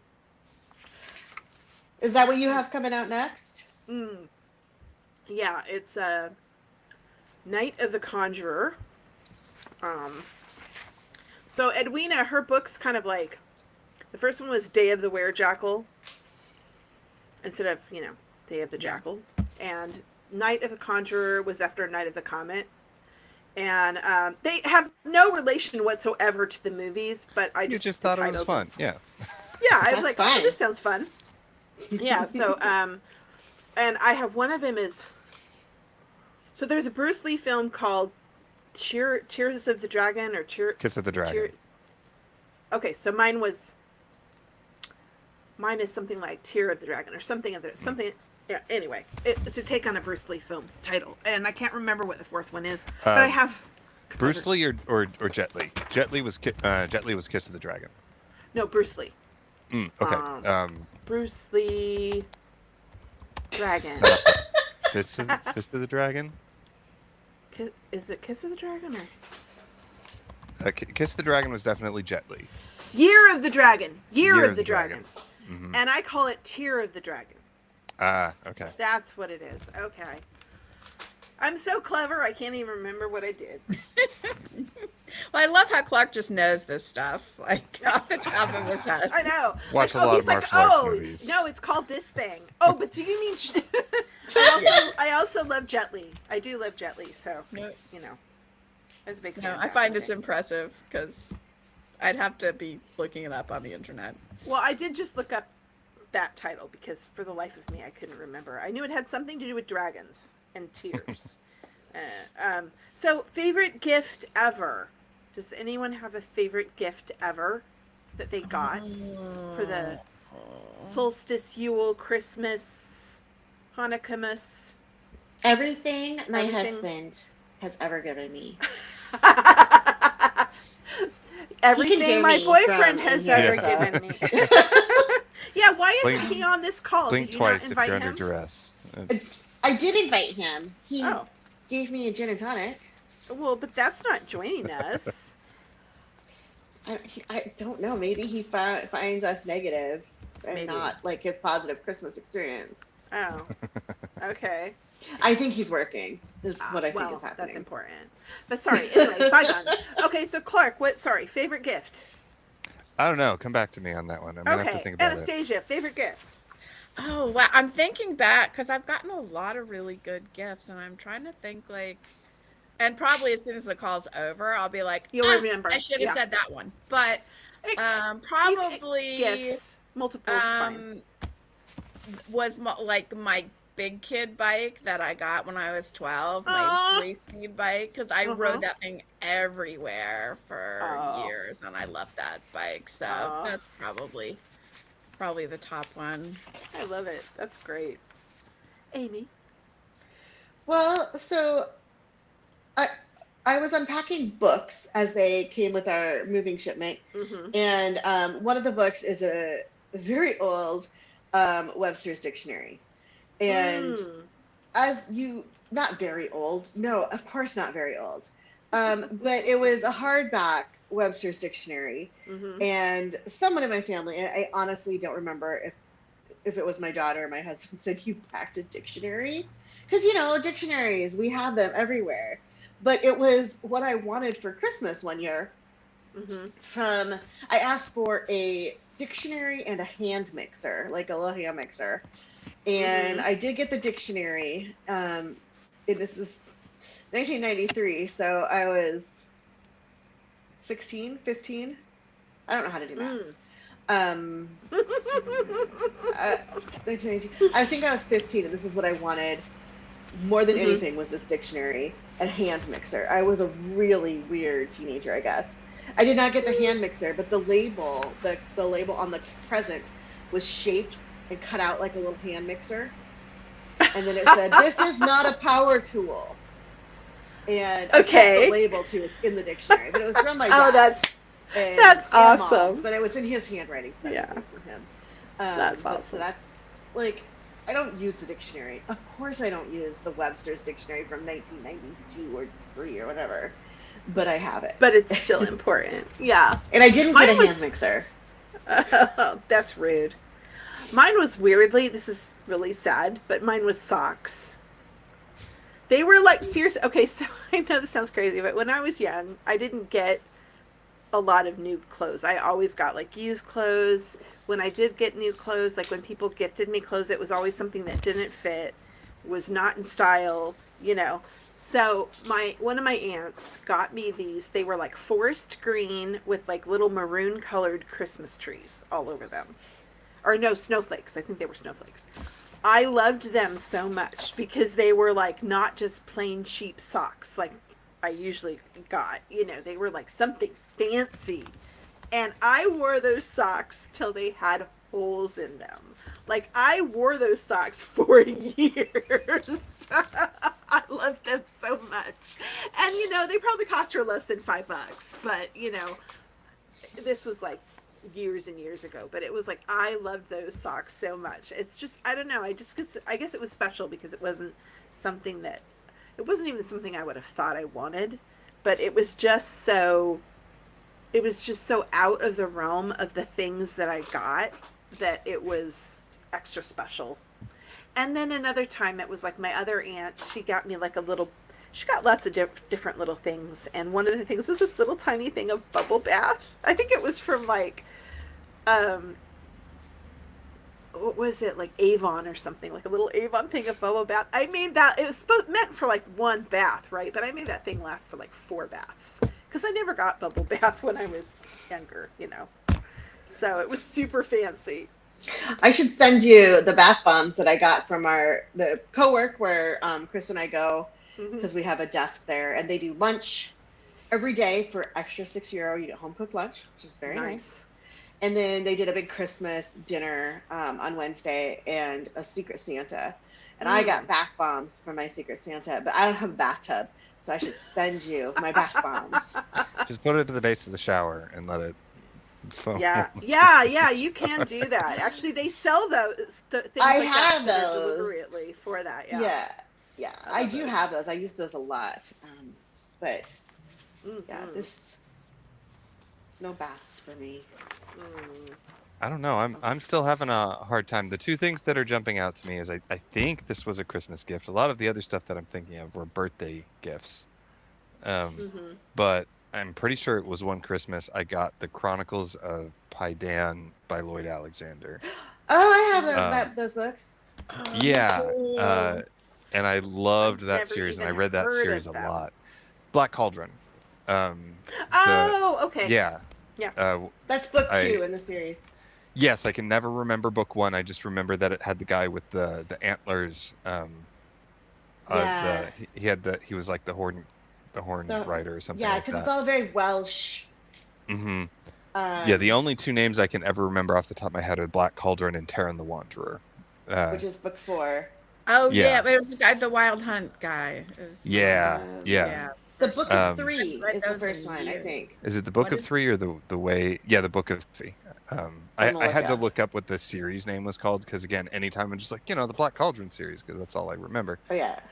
Okay. Or the only other one I can think of is there was one year where I got a whole bunch of blowgun stuff. So I got blowguns of different lengths and different types of darts because I was that kind of weird kid that probably concerned You're other probably people in a in high watch school. list somewhere. Yeah, yeah, I hope my yeah. kid isn't watching this part and getting ideas. Read the books. They're on the shelf. Yeah. Yes, I Anastasia. thought of another one. Okay. The pandemic year. Because in 2020, of course, we could not go to my cousin's for Christmas because we could not go anywhere. They had their bubble with her mom, but my cousin Chuck, who lived in DC at the time, and I could not go. So Pat decided she would send us both because we did an all day Christmas Zoom call. Oh, nice. Because she had an account with work, so she could so we basically just were on Zoom all day. But Pat had sent Chuck and me each a Christmas in a box. So it had our Christmas presents, it had a filled Christmas stocking, a Santa hat, and fake snowballs, and we were forced to have like an on Zoom snowball fight. That's amazing. That's so funny. And it just meant so much that year, because it was fun and it was funny and it made us feel special. But she was so, of course, disappointed that none of us could come, but she didn't want us to feel bad alone all by ourselves. So she sent us Christmas in a box. Oh, that's Aw, I so love cute. that. I Yeah. love that. I also remember getting, I must have been around 12 or something, between 10 and 12. And we used to draw names in my family. My parents would get us all a gift, and then we would draw names and, get one other person a gift. And my brother had my name that year, and he got me the Clue, the game Clue. And of course, me being a mystery lover, I wore that game out till the box was falling apart. It's still at my parents', I think, and the box I love is... that game. Oh, I Me love too. that game so much. And and of course I would make up stories in my head as we were playing the game. And I always wanted to play the game, and they always wanted to play like Risk or something ghastly boring. Life, I don't know. The game of life. Yeah, Ooh. As Super opposed to boring. Clue, what was wrong with those people? I know, right? Although Like murder, come on. we played a lot of Risk when we were kids, again, with the same cousins, that's like Yeah. practically all the family I have, but we grew up very close, about 2 miles apart, so we spent a lot of time together as kids, and Risk was a big thing in our lives. Yeah. I've never played Risk. It takes Yeah, a long time. It takes does. it's a long game. Yeah. And when we were playing, like, it would take so long for them to take their turn, and I'm just sitting there going, I could be reading a book right now. So, yeah, not my favorite. TLDR, if you play Risk, get Australia. Oh, okay. I haven't Yeah. played Risk in so many years that I'm not even sure we played by the right rules, because I found out as an adult that That's a lot of people. that a lot of the rules I was playing games by were not the rules that like other people Oh. used. Yeah. I think families and like groups like adopt things that become part of the game rules for themselves, and then nobody ever reads the rules. Right. And then it's just the rule, and you only notice when you merge with somebody else. And go like that. And then they're like, that's not part of the rules. I'm like, totally is. It's totally in the rules. Yep. Oh yeah. I was Yeah, like, I played Get chess Australia, with someone. Stay out of Europe. I was playing chess. Now chess has rules, right? Yes, I don't think they're open to interpretation. No. But one time I was playing chess with someone, and I went to capture their king or whatever, and they're like, you can't do that. And I'm like, yes, I can.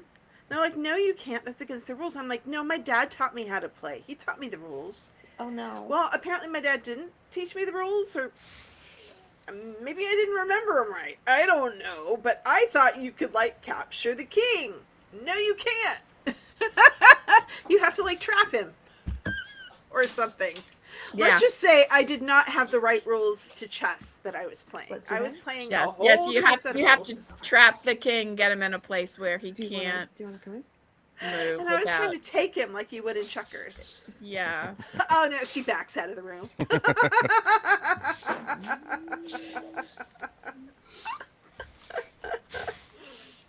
I do need to go here pretty soon. Well, thanks so Thank much you for so joining much us. for coming and hanging out with us for Yule. Yeah. Well, and sure. it was kind of serendipitous. I can skip this if you. I was playing a game that was very witch themed. Ooh. But it's called. Are you guys familiar?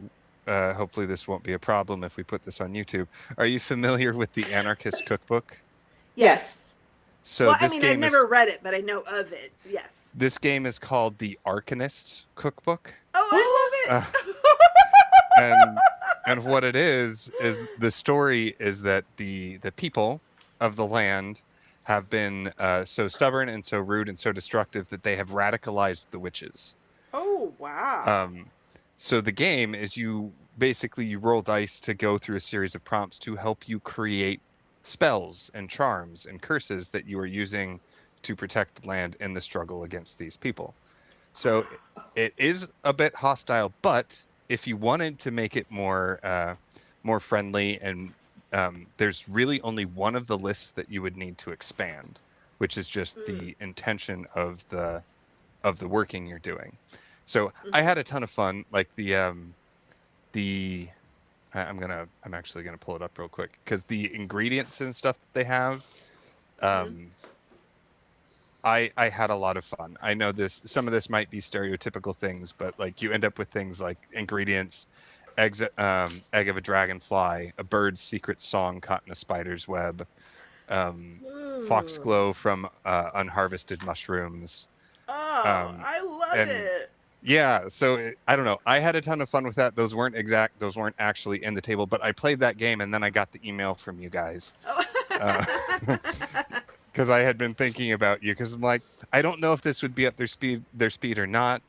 I think you should check it out. Again, you can add, things like for love or protection so that it's less hostile. But yeah, it's fun things so that like when you're creating the spell, I think the one that I made the actual recipe is like you need to catch the bird song in a spider's web, and you take all of the stuff and then you crumple it up and transfer it into a falcon's egg and seal it with your spit.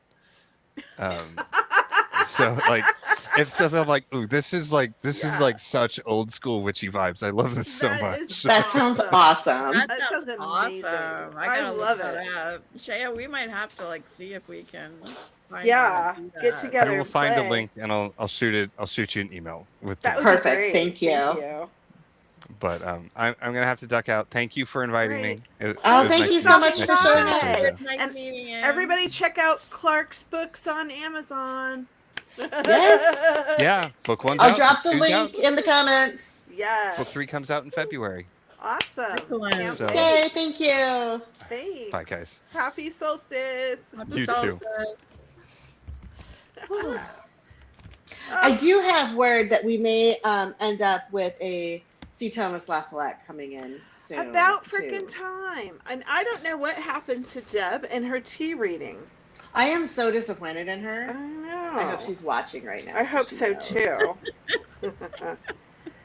I'm gonna put. It says she's online on the Facebook. So I am gonna say, where are you? And now she'll know what I'm talking about. Yeah, because I have to go soon. I have to go to the ATM and get cash, and then I have to pack.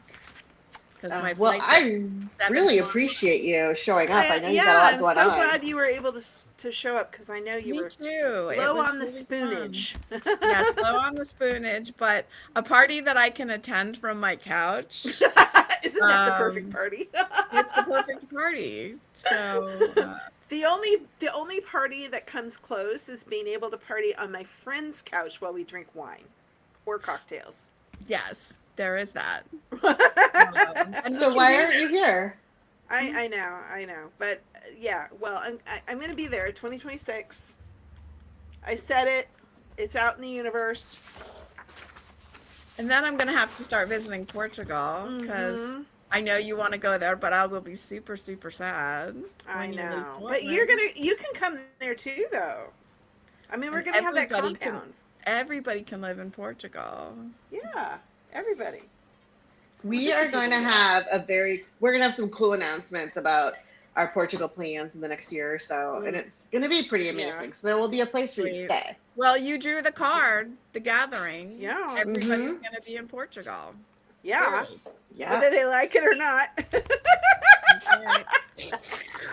Why wouldn't you? Stuck everybody over there. Exactly, because we've, got to have the compound going. I know. The witchy writer compound. Yeah. How fun is It's that? going to be pretty freaking fantastic. It's going to be fantastic. Yep. Yes. With lots of cocktails. Oh, for sure. I mean, us? No. No. What silly? I've been working on finding good places to drink cocktails here in Porto, just, for science and for research. Science. Yes. For science. And research and the good of all mankind. Or womankind. Mostly womankind. Yep. All people kind. Humankind? Humankind. There we go. I like people kind. Yeah, people kind is kind of like a super non-gender specific. Everyone welcome at the table, which is what matriarchy is all about. Yep. And you could even consider some other species to be people too. So you're not even limited to humans. Yeah. My cats are real dumb people. I mean, we could probably come up with a cat cocktail for dumb cats. Have you on the catnip? They love valerian. Oh, really? Oh, really? Yes. I used to have this tea. Well, I still have this tea. I don't used to have it. I had this tea, and I used to make it pretty often when I first started drinking it. And it's a very much a full body relaxation tea. Yeah, I was you gonna should say, drink in the morning. Doesn't it put them to sleep because valerian's supposed to be all relaxing? Yeah, it's very relaxing for humans? me. Yeah. But I would put the tea was this. You steeped it for 15 minutes. Wow. So it's a long steep tea. So I would have it sitting there, and then it's cool enough to just drink right away. Like the first couple of times I made it, I turned around, one of my cats was just like obsessed with this tea, and a lot of catnip mixes they do have valerian. So I think it makes them a little. I mean, it doesn't. It's a depressant. It makes them stoned. Like catnip. So valerian tea cocktails for the kitties, I guess. I didn't realize that valerian that's something would, to work on in the new year. All right, well, I've got to go. So it's been really fun. Thank you for dropping in. Thanks for dropping by. Yeah, and have fun in Georgia. I'm sure I will. We always do. So, all right. Happy holidays. Happy holidays. Happy holidays. Happy solstice. That was fun. That was fun. I'm still mad at Deb. I know, wherever Deb. she is. Where are you? But I did want to talk a little bit about candle magic. Yes. For Yule. Oh, yes, because I have a special Yule candle that I was gonna light. You do? For all the peoples, yes, and I totally forgot about it until you just mentioned it. So, well, I am so glad that I mentioned it. So I'm gonna post a short up on our YouTube channel in the next week or so about this shop I went to. This my first magic shop in Porto, and it was run by a Brazilian woman. And so a lot of the imagery was very much coming out of Brazilian, both Catholic and I guess, pagan traditions. I don't want to call it pagan. I don't like that word for like non-Christian religions, especially when it's non-Christian religions that typically encompass like Black or Afro-Caribbean or Western African beliefs. Because pagan, I don't mind calling myself a pagan, but I feel like it's dismissive. Yeah. Right up there with barbarian. Yeah. So anyway, a lot of like Brazilian, West African rooted religion, and then Catholicism. But I needed candles because I didn't obviously pack a lot of candles to bring through heat and cold and whatever. And so I bought some candles, and I wish I'd purchased more, but they didn't have the color variety that I wanted. But I'll put, there was some good stuff in that shop, and I took a little video while I was there, so I'll post that short. But Yule is a great time to do candle magic. Oh yeah. And you can do candle magic with anything you got going on, and we've talked about this in the past. You want birthday candles, aces, but you also can do candle magic with specific colored candles, which can represent different intentions and different magical properties. Yes. So a few things that you may want to consider when you're talking about Yule candle spells, Yule candle magic, is the color of your candles. And red and green are like the big ones, and there's a reason why they're the traditional Christmas colors. It's that holly and the ivy. It's the evergreen for the continuity of life. It's the red for the holly, for the creation, for the fire that you've got going on. Here's my little red candle. Oh, love it. It smells nice. And then they didn't have any green candles at this magic shop. Really? Huh. But I got my little green and white candles. Oh, those are great. Those are perfect. And so white is another really good color for Yule candle magic, just because it is that purification, the rebirth of the new year. And so I have my green of like the continuity of life. I've got my white for the rebirth of the new year. Sorry. My alarm is going off. It's bedtime. Okay. For my child. But we've got those, and then you also can have yellow for the sun, to represent the sun. And so there's you can do some spells with these color candles, and so I'll have my Loretta! Yay! Hey, Why are you so early in the morning? No, it's 9:46. I actually had this. I'm not late, am I? Like I just. No, we've still got I don't know, 20 minutes left. We've got time. Oh, good, because I freaked out. I had a look at the Portugal time, and it was like 9:45. It is 9:45 here. Yeah. And I thought it might be too late. And I've got the kids at home who are annoying me, so sorry if there's background noise. It's about the holidays, so What time is your time then? It's 8:46 in the morning. So I just had to get all my morning jobs out of the way and yell at the kids for a little bit to stay in their rooms and be quiet, but they're not going to do that. So, have candles, Shay. Yeah. We were talking about magic candles. This is my Yule candle that I buy from a lady in I'm blanking on what state she's from, but she's a lovely lady. She's on Etsy, and I love buying her Sabbath candles. She just has beautiful. So this is the Yule candle. Gorgeous. And it has garnet, citrine, cedar. Now I take out the juniper berries before I burn it because I'm allergic to juniper. But very good idea. Yeah. So just lighting my little solstice candle. Well, we were on the opposite side. Yes, obviously, we just did our solstice. Yes, thank you. I had a little solstice ritual with my daughter last night. I'm trying to get her into the whole routine of manifestation and putting down what you want to achieve for next year and that sort of thing. And she thinks it's ridiculous, but she likes the idea of burning things. So that's how I lure them in. That's how I lured my kid in. Yes. Fire! Yeah. So she's into that. But so we're doing the 12 magical nights of Christmas ritual where we write down the 13 wishes for next year, or if there's 13 things we want to happen, you do it in, you know, present tense and all that, and then you rip them into little bits, and then you fold them up, you know, doing everything clockwise to bring the fortune towards you, and then we put them away, and then every night we'll be getting one out and burning it and releasing it. Oh, I love that. Yeah. I just read about that. Someone sent it to me. Oh yeah, my new author friend Christine Wellert.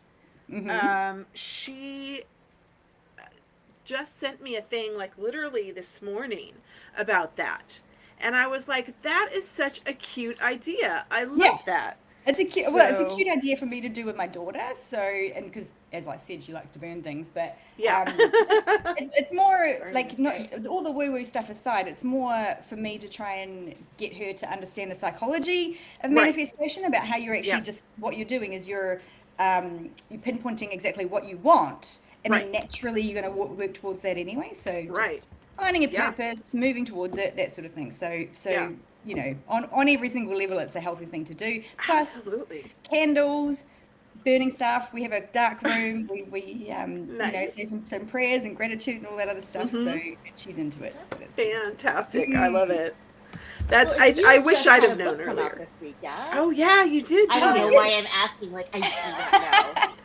I didn't come here to plug anything, but no. Go ahead. Drop in and say hello. I do. As Amy might know, I've got a deadline today, which is why I have to just quickly drop in. I have the second book. So I just released the first book in my new series. It's called. The first book was called A Little Bite. It has a very long subtitle. It's smart, sassy, supernatural, and self-hating. She's a reluctant vampire slayer. So this new series is the vibes were Buffy meets Big Bang Theory.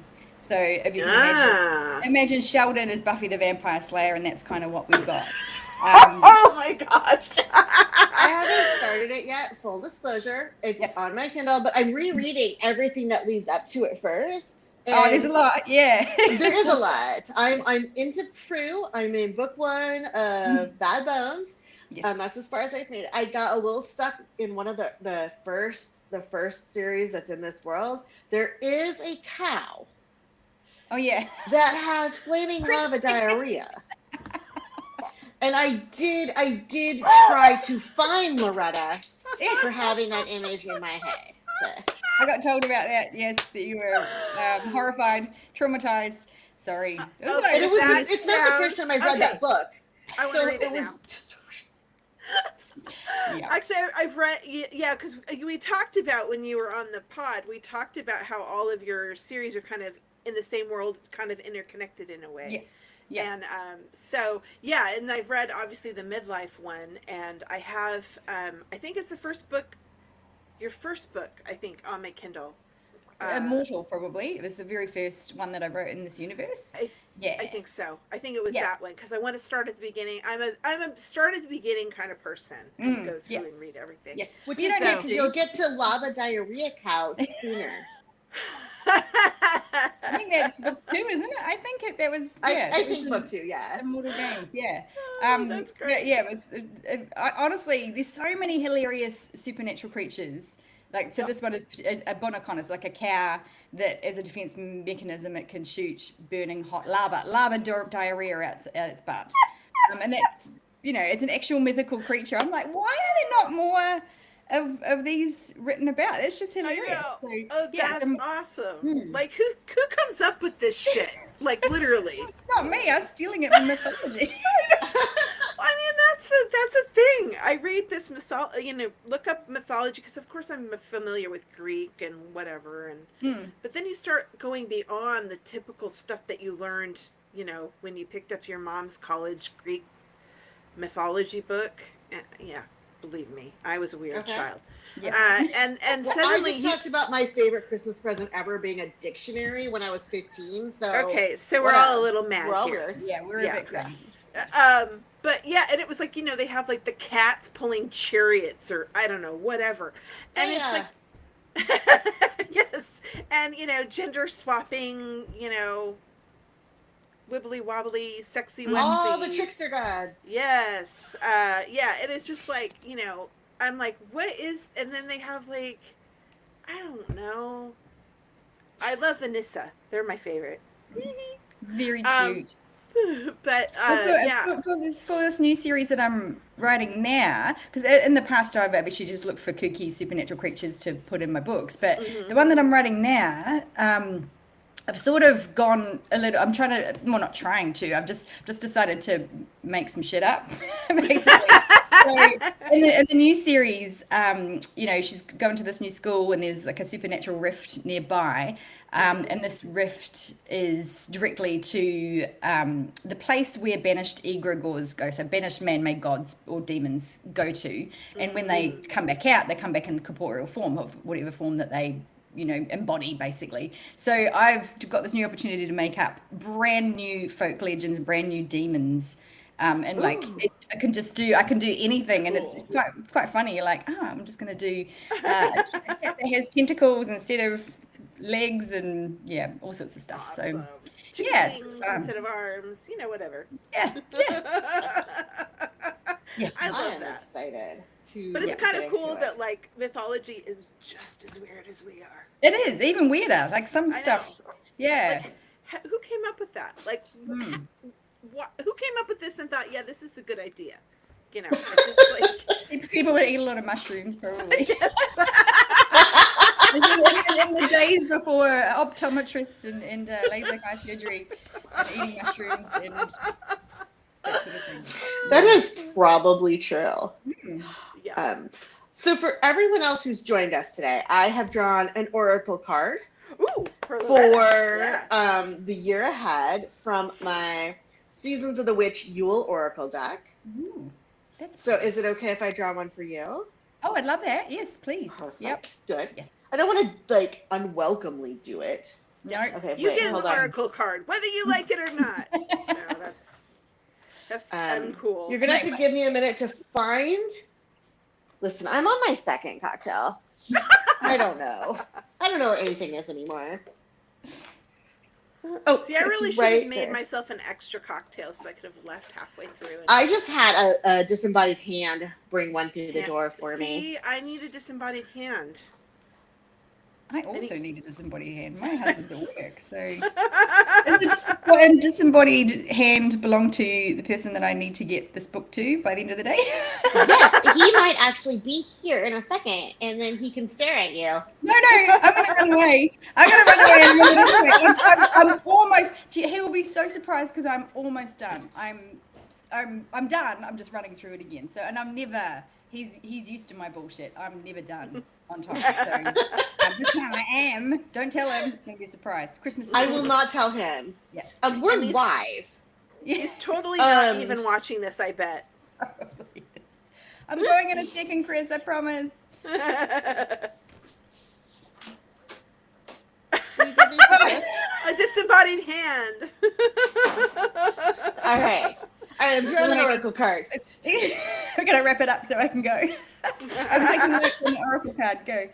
All right. So this is from the Seasons of the Witch Yule deck. Mm-hmm. And I have just drawn Remembering. Ooh, where's the camera? Ooh. Let's focus. Okay. Focus. Yeah, it's like a lady wearing a sheet. Yeah. That's cool. All right. Remembering. Alrighty. The keywords are reflection, inner knowing, and realignment. So remembering invites you to think back to happier days and be reminded of what it was like to feel free and at ease, because it's easy to lose the feeling of wonder from childhood as we grow into adults. We build our lives, we fill our days with responsibilities, but the child that lives within us holds the key to our most authentic selves. So this is the part of you that leaps without fear and isn't jaded by social conditioning. Remember your inner child, because they are waiting for you to permit yourself to play. So this card is here to remind you to have fun and to remember the little joys of life. Have you been too serious lately? Sorry, now I'm being very Yes, but I love this. It's time to play and be a little silly. Once I get this book out of the way, I'm gonna. Shit.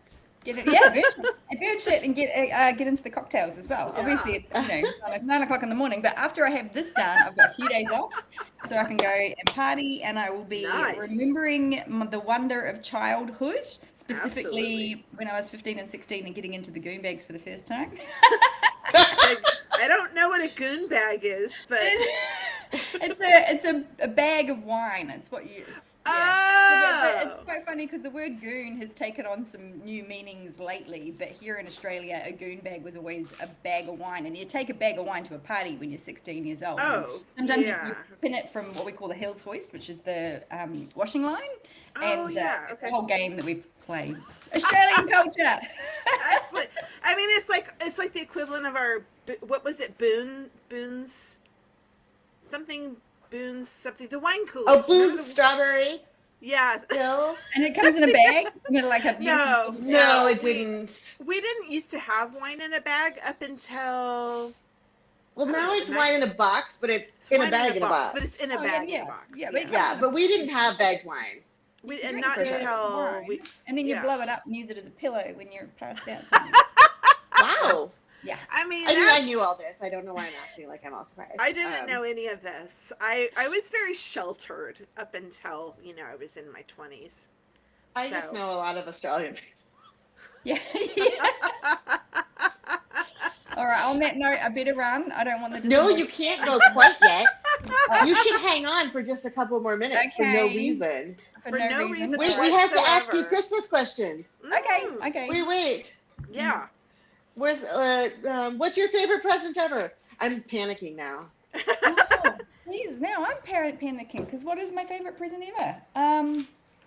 It can be a memorable present. It doesn't have to be the favorite. I was gonna say it's not actually a Christmas present. It was a anniversary present, and my husband was away at the time, but he'd bought me and wrapped up and hidden this giant singing bowl. Which cost a fortune, and he is the zero woo-woo person. He would never, ever think of buying anything like that. But it's the most gorgeous thing ever, and just the fact that he bought something like that was like... That's amazing. That's very cool. That. And what is your, favorite must-have Christmas food? Well, here we have seafood, and it's really... Yay! See Thomas LaFollette! I've got 6 hours before I'm my deadline. Hi, Chris. Hello. Merry Christmas. This is really good. How are you? This is the first time I've ever met him face to face, and I'm feeling naughty now. Well, it seems thematic with Christmas and Yule, as we got our naughty list now. We know who's on it. Yes, Loretta's on the naughty list. No.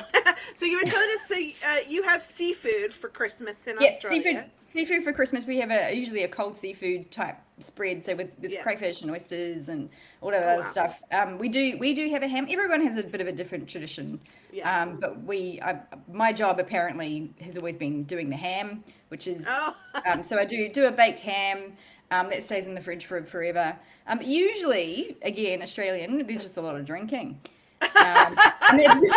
We do the mimosas for breakfast. I'm starting a new tradition this year, which my kids have only just heard about. So they are responsible for baking something really lovely for Christmas breakfast. So I did suggest some really Christmassy cinnamon rolls that you can kind of prep the night before and have them all ready and put the glaze over top in the morning. So, so that's their job for today, and I've decided that that's going to be their tradition, the new tradition that the kids, obviously they're getting they're 11 and 12 now, so they're kind of old enough to start doing a little bit of work too. So absolutely, I was baking at 7, so my daughter makes mean cookies, so she's all about baking at the moment. So my daughter's making us a Christmas cake.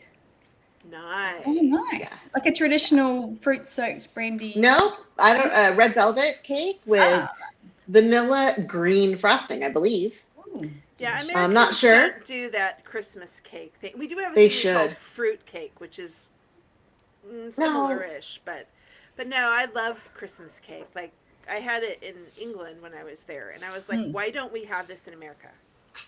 Oh, it lasts forever too. It's like the proper one that keeps. We always had it growing up. Christmas cake? Yeah, we did when I was very young, but Really? that was mostly the grandparents that liked that a lot. Kids, as the kids, we didn't really get it much. We didn't really understand it. It was just weird and oozy tasting and. Yeah. Oh, that's probably why we didn't, because my family. Because booze. Yeah, because booze. Yeah. But and also, I think you traditionally have it with booze as well. Like there's booze in it. But yes, you have it with sherry. If you have the boozeless one, it is terrible. Because that's what my grandma used to make, is the teetotalers version of it. Yeah, and I think that's why a lot of people don't like it. But yeah, so that's probably why we didn't have it. My mother would make a fruit cake, which was really an applesauce, because she doesn't like the real fruit cake. So she would make an applesauce cake and then throw like the glacé fruit and the and nuts into it. So it was mostly just cake with some, and it was good, but it wasn't like real fruit cake, but, or Christmas cake even. I think I'm going to pick up when I go out this week a bolo de rei, which is a traditional Portuguese cake that they have around the holiday season, which is like a fruit like English fruit cake, except for the caking part is much less dense. Okay. But you still get like the candied fruit, and the nuts, and all the other goodies. It just tends to be not as dense as a brandy soaked English style fruit cake. Yes. Does it last as long? I think the whole purpose of the English I don't one is think it lasts forever. I think that with knowing the Portuguese that I do, sweets do not last very long. Yeah.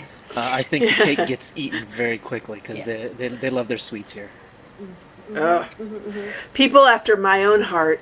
Yeah. Come and visit. I hope you like. Also, egg-based desserts. I have never seen so many egg-based desserts in my entire life. I do like the is it natas, the Portuguese egg tarts? Oh, the Portuguese pastel de nata. Yeah, I love those. Oh, I couldn't get enough of those. So good.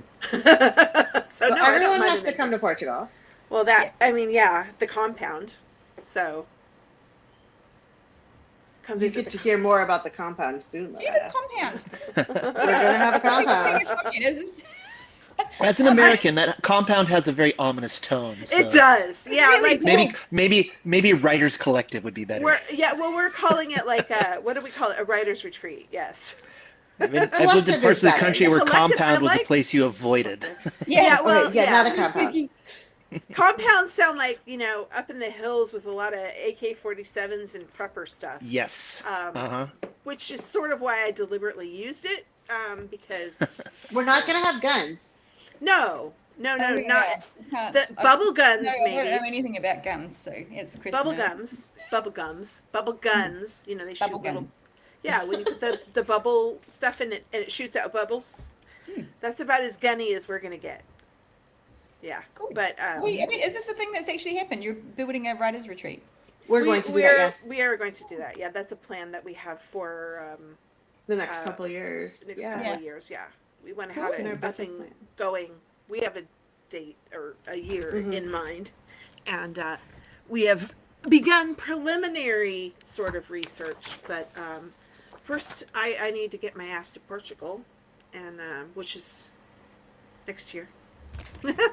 Yes, I'm actually planning on another trip overseas. I think we're just going to Spain though for now, but I might have to. I can squeeze a little bit more time. I mean, you can practically walk to Portugal. Wait, I know. I'll shoot Well, over. It depends on where in Spain you are. Yeah. Don't walk from like Barcelona. Valencia is being thrown around as a spot for a bit of a meetup with a bunch of people. So. Yeah, I think I'll try and shoot over and. Yeah, because there's quite a few of us here on the continent. Yeah. Between France and the Iberian Peninsula, and then the English and Irish contingent, it's not that far for them to fly. Yeah, it sucks being stuck over here in Australia. Yeah. there's nothing over here. It's like you and Jana way over there. I'm like, someone from New Zealand is going to be on the pod, and now I can't remember who it is. Well, isn't Iris Beaglehole in New Zealand? Oh yeah, Iris. Yes, So 3 of us, between Jana, Iris, and we haven't invited Loretta. her, but I really. We have invited her. She has agreed to do it. Yes. What? Me and Iris are really good buddies. So we haven't set a date yet, but she agreed to do it. So I just need to confirm dates with her. She is so up your alley. She is a proper witchy woman. I signed up for her course. Or paid for her course. I haven't done it yet, but I'm excited about it. She's brilliant. She's full of deep. And I come out of every single, because she's obviously I'm in Australia. She's in New Zealand, but weirdly enough, because I'm from New Zealand, but before I knew her, I found out that I used to live across the road from her in Wellington. She had an apartment across the road. Like, literally, that is into her wild. House. I know, That it's is weird. so wild. But she's one of my besties actually, and I just adore her, and she would be 100% up your alley for the podcast. So I think it's going to be great. I come out of every single meeting with her feeling so much more wise and centered and calm. She's just has a beautiful energy. So nice. I can't wait to talk to her. And there's another, I think she's in New Zealand also. Her name's Stephanie Holmes. Yes, I love Steph too. She's great, I was going to invite her because she has a thing on her site, because I read one of her series and I loved it so much. I just couldn't put it down. She's an amazing writer. She is. And she has a thing on her website. Oh, you want me to be on your podcast? Yeah, send me a line. So I need to do that. Yeah, because I'd love to have her. I'm actually getting to hang out with her and Iris in March. We're heading to a conference in New Zealand, and we're going blackwater rafting in Waitomo Caves. So this is proper underground cave tubing type thing. Oh, that sounds like a nightmare. I didn't even know that was a thing. That sounds amazing. It is. We are all so friggin' excited. It's gonna be that just sounds like every level of nightmare to me. But have fun. I love caves. I love water. This sounds awesome. Yeah, beautiful glowworms and beautiful. I mean, that sounds awesome. But the fact that you have to like be on a moving water thing, which underground. No. No, it's gonna be amazing. I'm a very brave person, but not underground. On that note, I do need to get going because I have a short time frame before I'm going to get yelled at for not completing a dinner. So, I was just telling the ladies I'm almost done, so you'll. No worries. I don't start till probably tomorrow afternoon anyway. So. Okay. All good. Thanks for having me. Thank you for coming and happy solstice. Thank you. Hello, Christopher C. Thomas. Yes. Hello. C. Thomas, tell us. Welcome. And what is your well, we talked about cake, but what is your favorite holiday gift that you've ever seen? Or memorable holiday gift? Let me see. Probably everything he's ever gotten from his wife. Yes, definitely that. That's too many to choose from on that option. I remember once when I was, I don't know, maybe 8 or 9, my great grandma got me this I was really into G.I. Joes, and she got me this giant G.I. Joe's airplane that was like the best gift ever when I was a kid. I love it. That's great. But no, I've got a few definitely cool things, a lot of great books. Once I was given this really cool German style Stein with a lid on it. It's got little knights on it. That's really that is really cool. Yeah, I think I saw that over your other house. Yeah, probably. Yeah, your other house, the one that's not in Portugal. Yeah, you could see it if you were here. Yeah. And in recent years, though, I mean, all of we've kind of stopped really doing much in the way of bigger gifts, but do small gifts and then travel. I love that. Traveling to Portugal for Christmas was probably a pretty great gift, and then eventually moving here. No kidding. Yeah, 3 years ago right now, we were, I think, in the UK on our first trip, on the first leg of our trip where we visited. Arrived Christmas Eve or the day before Christmas Eve. I think the day before Christmas Eve in Portugal. Yeah. So that's pretty cool.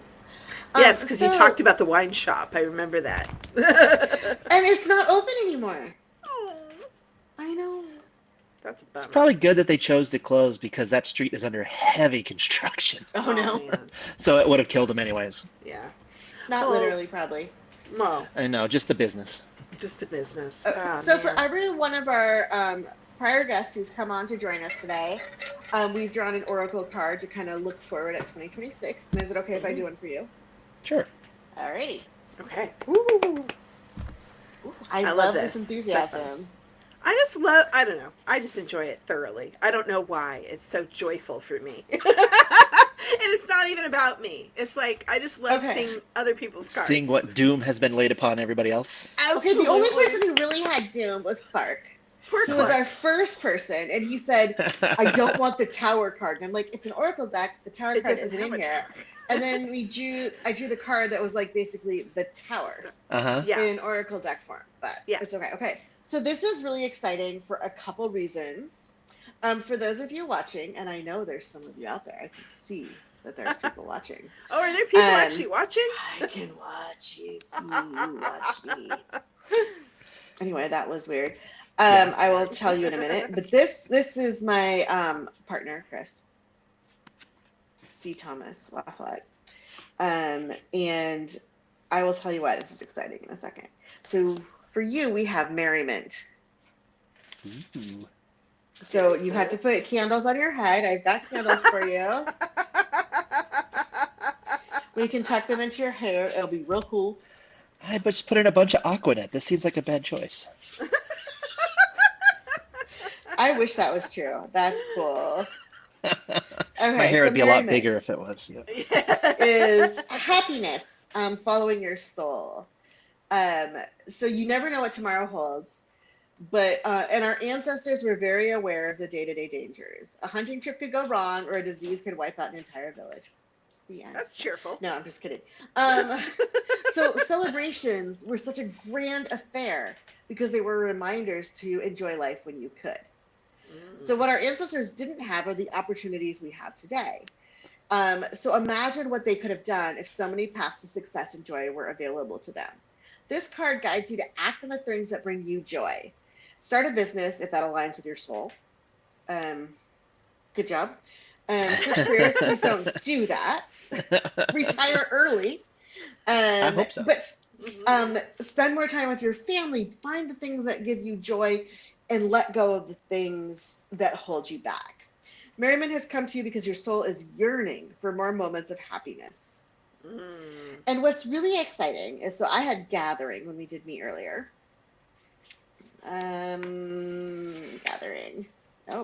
Gatherings. And this said in mine, which was all about like making those connections, spend time with people to nourish your soul, to have the support to get you through, to call on your community. And it said, this message is more significant if you have pulled the merriment card. So we're going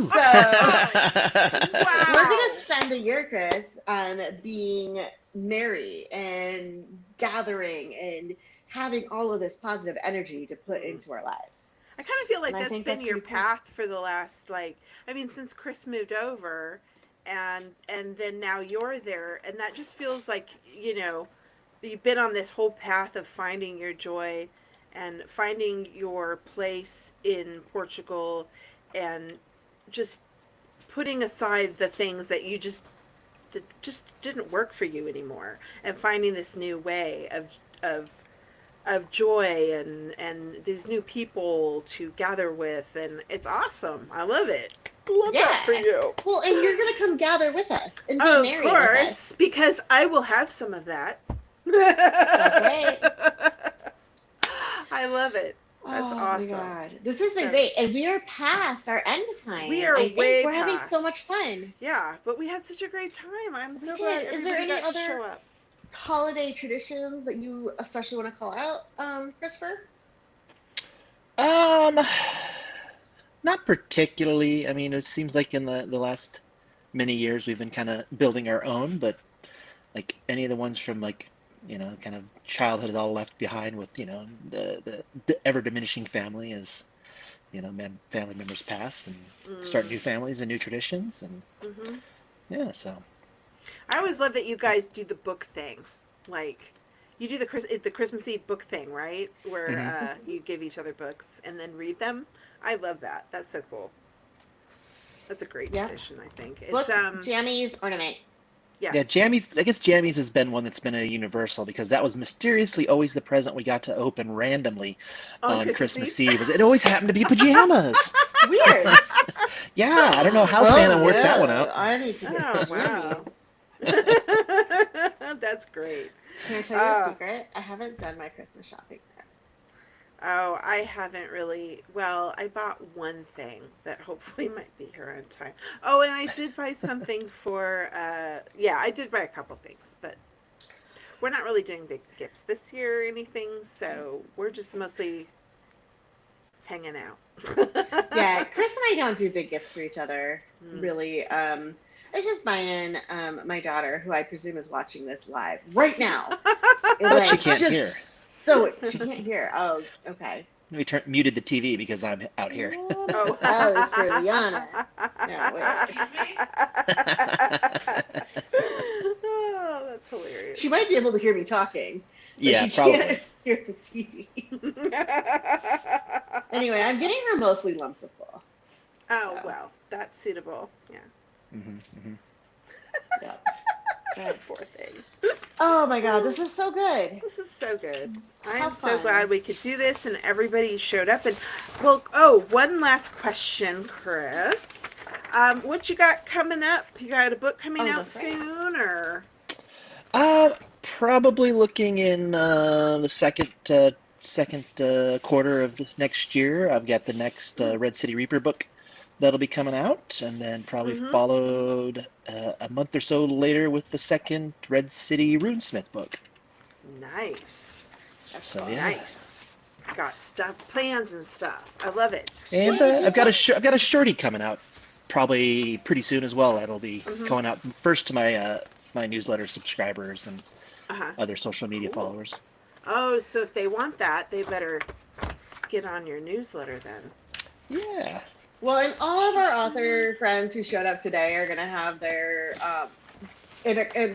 soon, those links will all be in the chat on YouTube so that you can find the people, sign up for their newsletters, see what they got going on, check out including their books. Mine and Shaya's. Yeah. And Shaya, do you have anything coming up soon?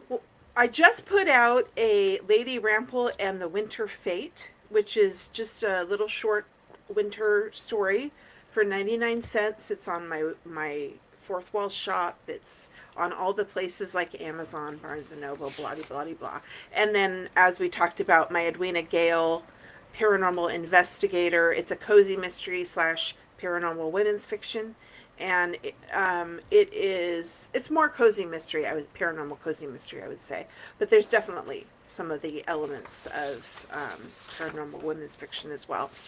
And that will be coming out. The goal is that by the end of December, it will be out. So aiming for the 28th, we'll see. It might be 29th or 30th, but the goal is to have it by the end of the year.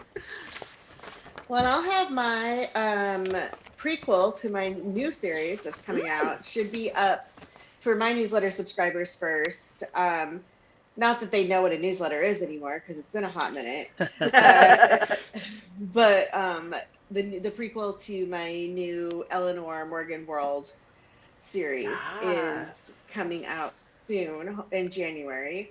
Nice. And then I am finishing up book 1 in that series, and that should come out. I think right now I have it planned out to come out the end of April. And the pre-order, I don't know if that's the right date, but the pre-order is up. I'll drop the link in. Who knows when it's coming out? Honestly, not me. Not me. Yeah. But I'll drop that link in the comments here. And I just want to say thank you for everyone who's dropped in, whether like our guests who've come in, those of you who have been watching us live. It's so exciting. Anyone who watches us on live, no, after live. Anyone who watches this record. Yeah, the rewatch or who watches this. Yeah. Whenever, wherever. Thank you. Thank you. Should we poll? Subscribe. Yes, and should we poll an oracle for everybody for 2026? I think we should do one for everybody, and then I think we should do one for the Caftan Coven. Yes. Yes. Okay. So this is for all y'all. Yes. All y'all. I just dropped it. Okay. Okay. Darkest hour. Oh my. Okay. She's got her little all the phases of the moon. All the phases of the moon. Okay. All right. This is for all y'all. Sorry. At least it's not the tower. Sorry, Clark. Again. He's never going to speak to us again. He's like, I just don't want the tower card. So what do you pull? So this is the longest night. And it's a time to remember that light and darkness go hand in hand. As the day turns into night, the soul must go through periods of highs and low. A low is the dark night of the soul, a period where you feel lost, confused, and removed from your spirit. Everyone experiences this at some point, and you will likely experience many over your lifetime. It's common for this darkest night to appear during times of stress and disruption, and it may not be pleasant, and you will maybe lose something, but things will always be better on the other side. So this darkest hour appears because you are being asked to examine what is necessary for your joy. Yes, that's a real theme today. What's necessary for your joy? So remember that it's not necessarily something material that you need for happiness. The happiness is available to you with or without material success. Yes. You just have to be able to look within yourself and dig down to what that true happiness is. What's the root of that? Do not be afraid of change. Do not be afraid to let go. If you can see the light. Self-focused happiness provides a guiding light when you are lost. Nice. I like it. Because I know there's a lot of stuff going on with a lot of people having a hard time. And I think that was very appropriate. And today is literally, in the Northern Hemisphere, the longest night. So it was nice to have a summer solstice person drop in. I know, that was fun. That was so fun. She brought some light to us. She did, and it's so fun to see Loretta. She's always just like got such joyful energy. I just love it. She does. All right, so the card for the Catan Coven. Oh, yes. Including Catan Coven member number 3, who I think had to work today or something. So silly. I know. We have offerings. Ooh. Okay. That looks like a cake. Is that in focus? But is it a candle? It's a cake. Oh, it is a cake. Ooh, I love cake. So this is balance. Do you finish what you start? Us, Captain Coven? Do you show your commitment through devotion to your craft? Offerings are an essential part of magic. They show your willingness to commit to your art through sacrificing something such as time, money, or an idea that you've held on to. All worthwhile things require an offering. They remind you that you cannot take shortcuts on the journey to your desires. You have to put in the work and do what is required of you to manifest your dreams. Remember that a novice never becomes a master overnight. Stay the course and learn your craft. Stay the course and learn your craft. This message is amplified. Oh, no, we don't care about that because none of us do the course card. But stay the course, learn your craft. I love Trust the process. Trust the process. Which, Shea, your card earlier was very much about trusting the process. Yeah. And, yes, and cool. Resting and letting, like, not trying to force it. Not trying to, but let it happen. Like, let it ease. Yeah. Ease. I wish I could play our outro music, but I don't know how. I know. Here we go. Huh. Wait, it's not doing anything. Oh, it's supposed to be clapping. Oh. There it goes. God, we're amazing. Okay. Look at that applause. Or yeah, we are amazing. We are so cool.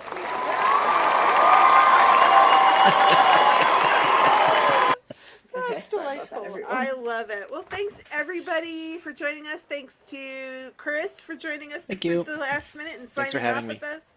Thanks for Loretta and Clark and Anastasia for dropping in and saying hello. I didn't miss anyone, did I? My memory's not that bad, is it? No, we had Clark. Oh, we had Anastasia, we had Loretta and Chris. And yes, so thanks to all our guests that dropped by today. Thank you for watching us either live or afterwards. Or on live. Yes, on live. And we will drop everything in the show notes so that you can follow everybody, find their books, find the Oracle deck, and so on. And please like, please subscribe. Yes. And we'll see you in the new year. Bye. Bye.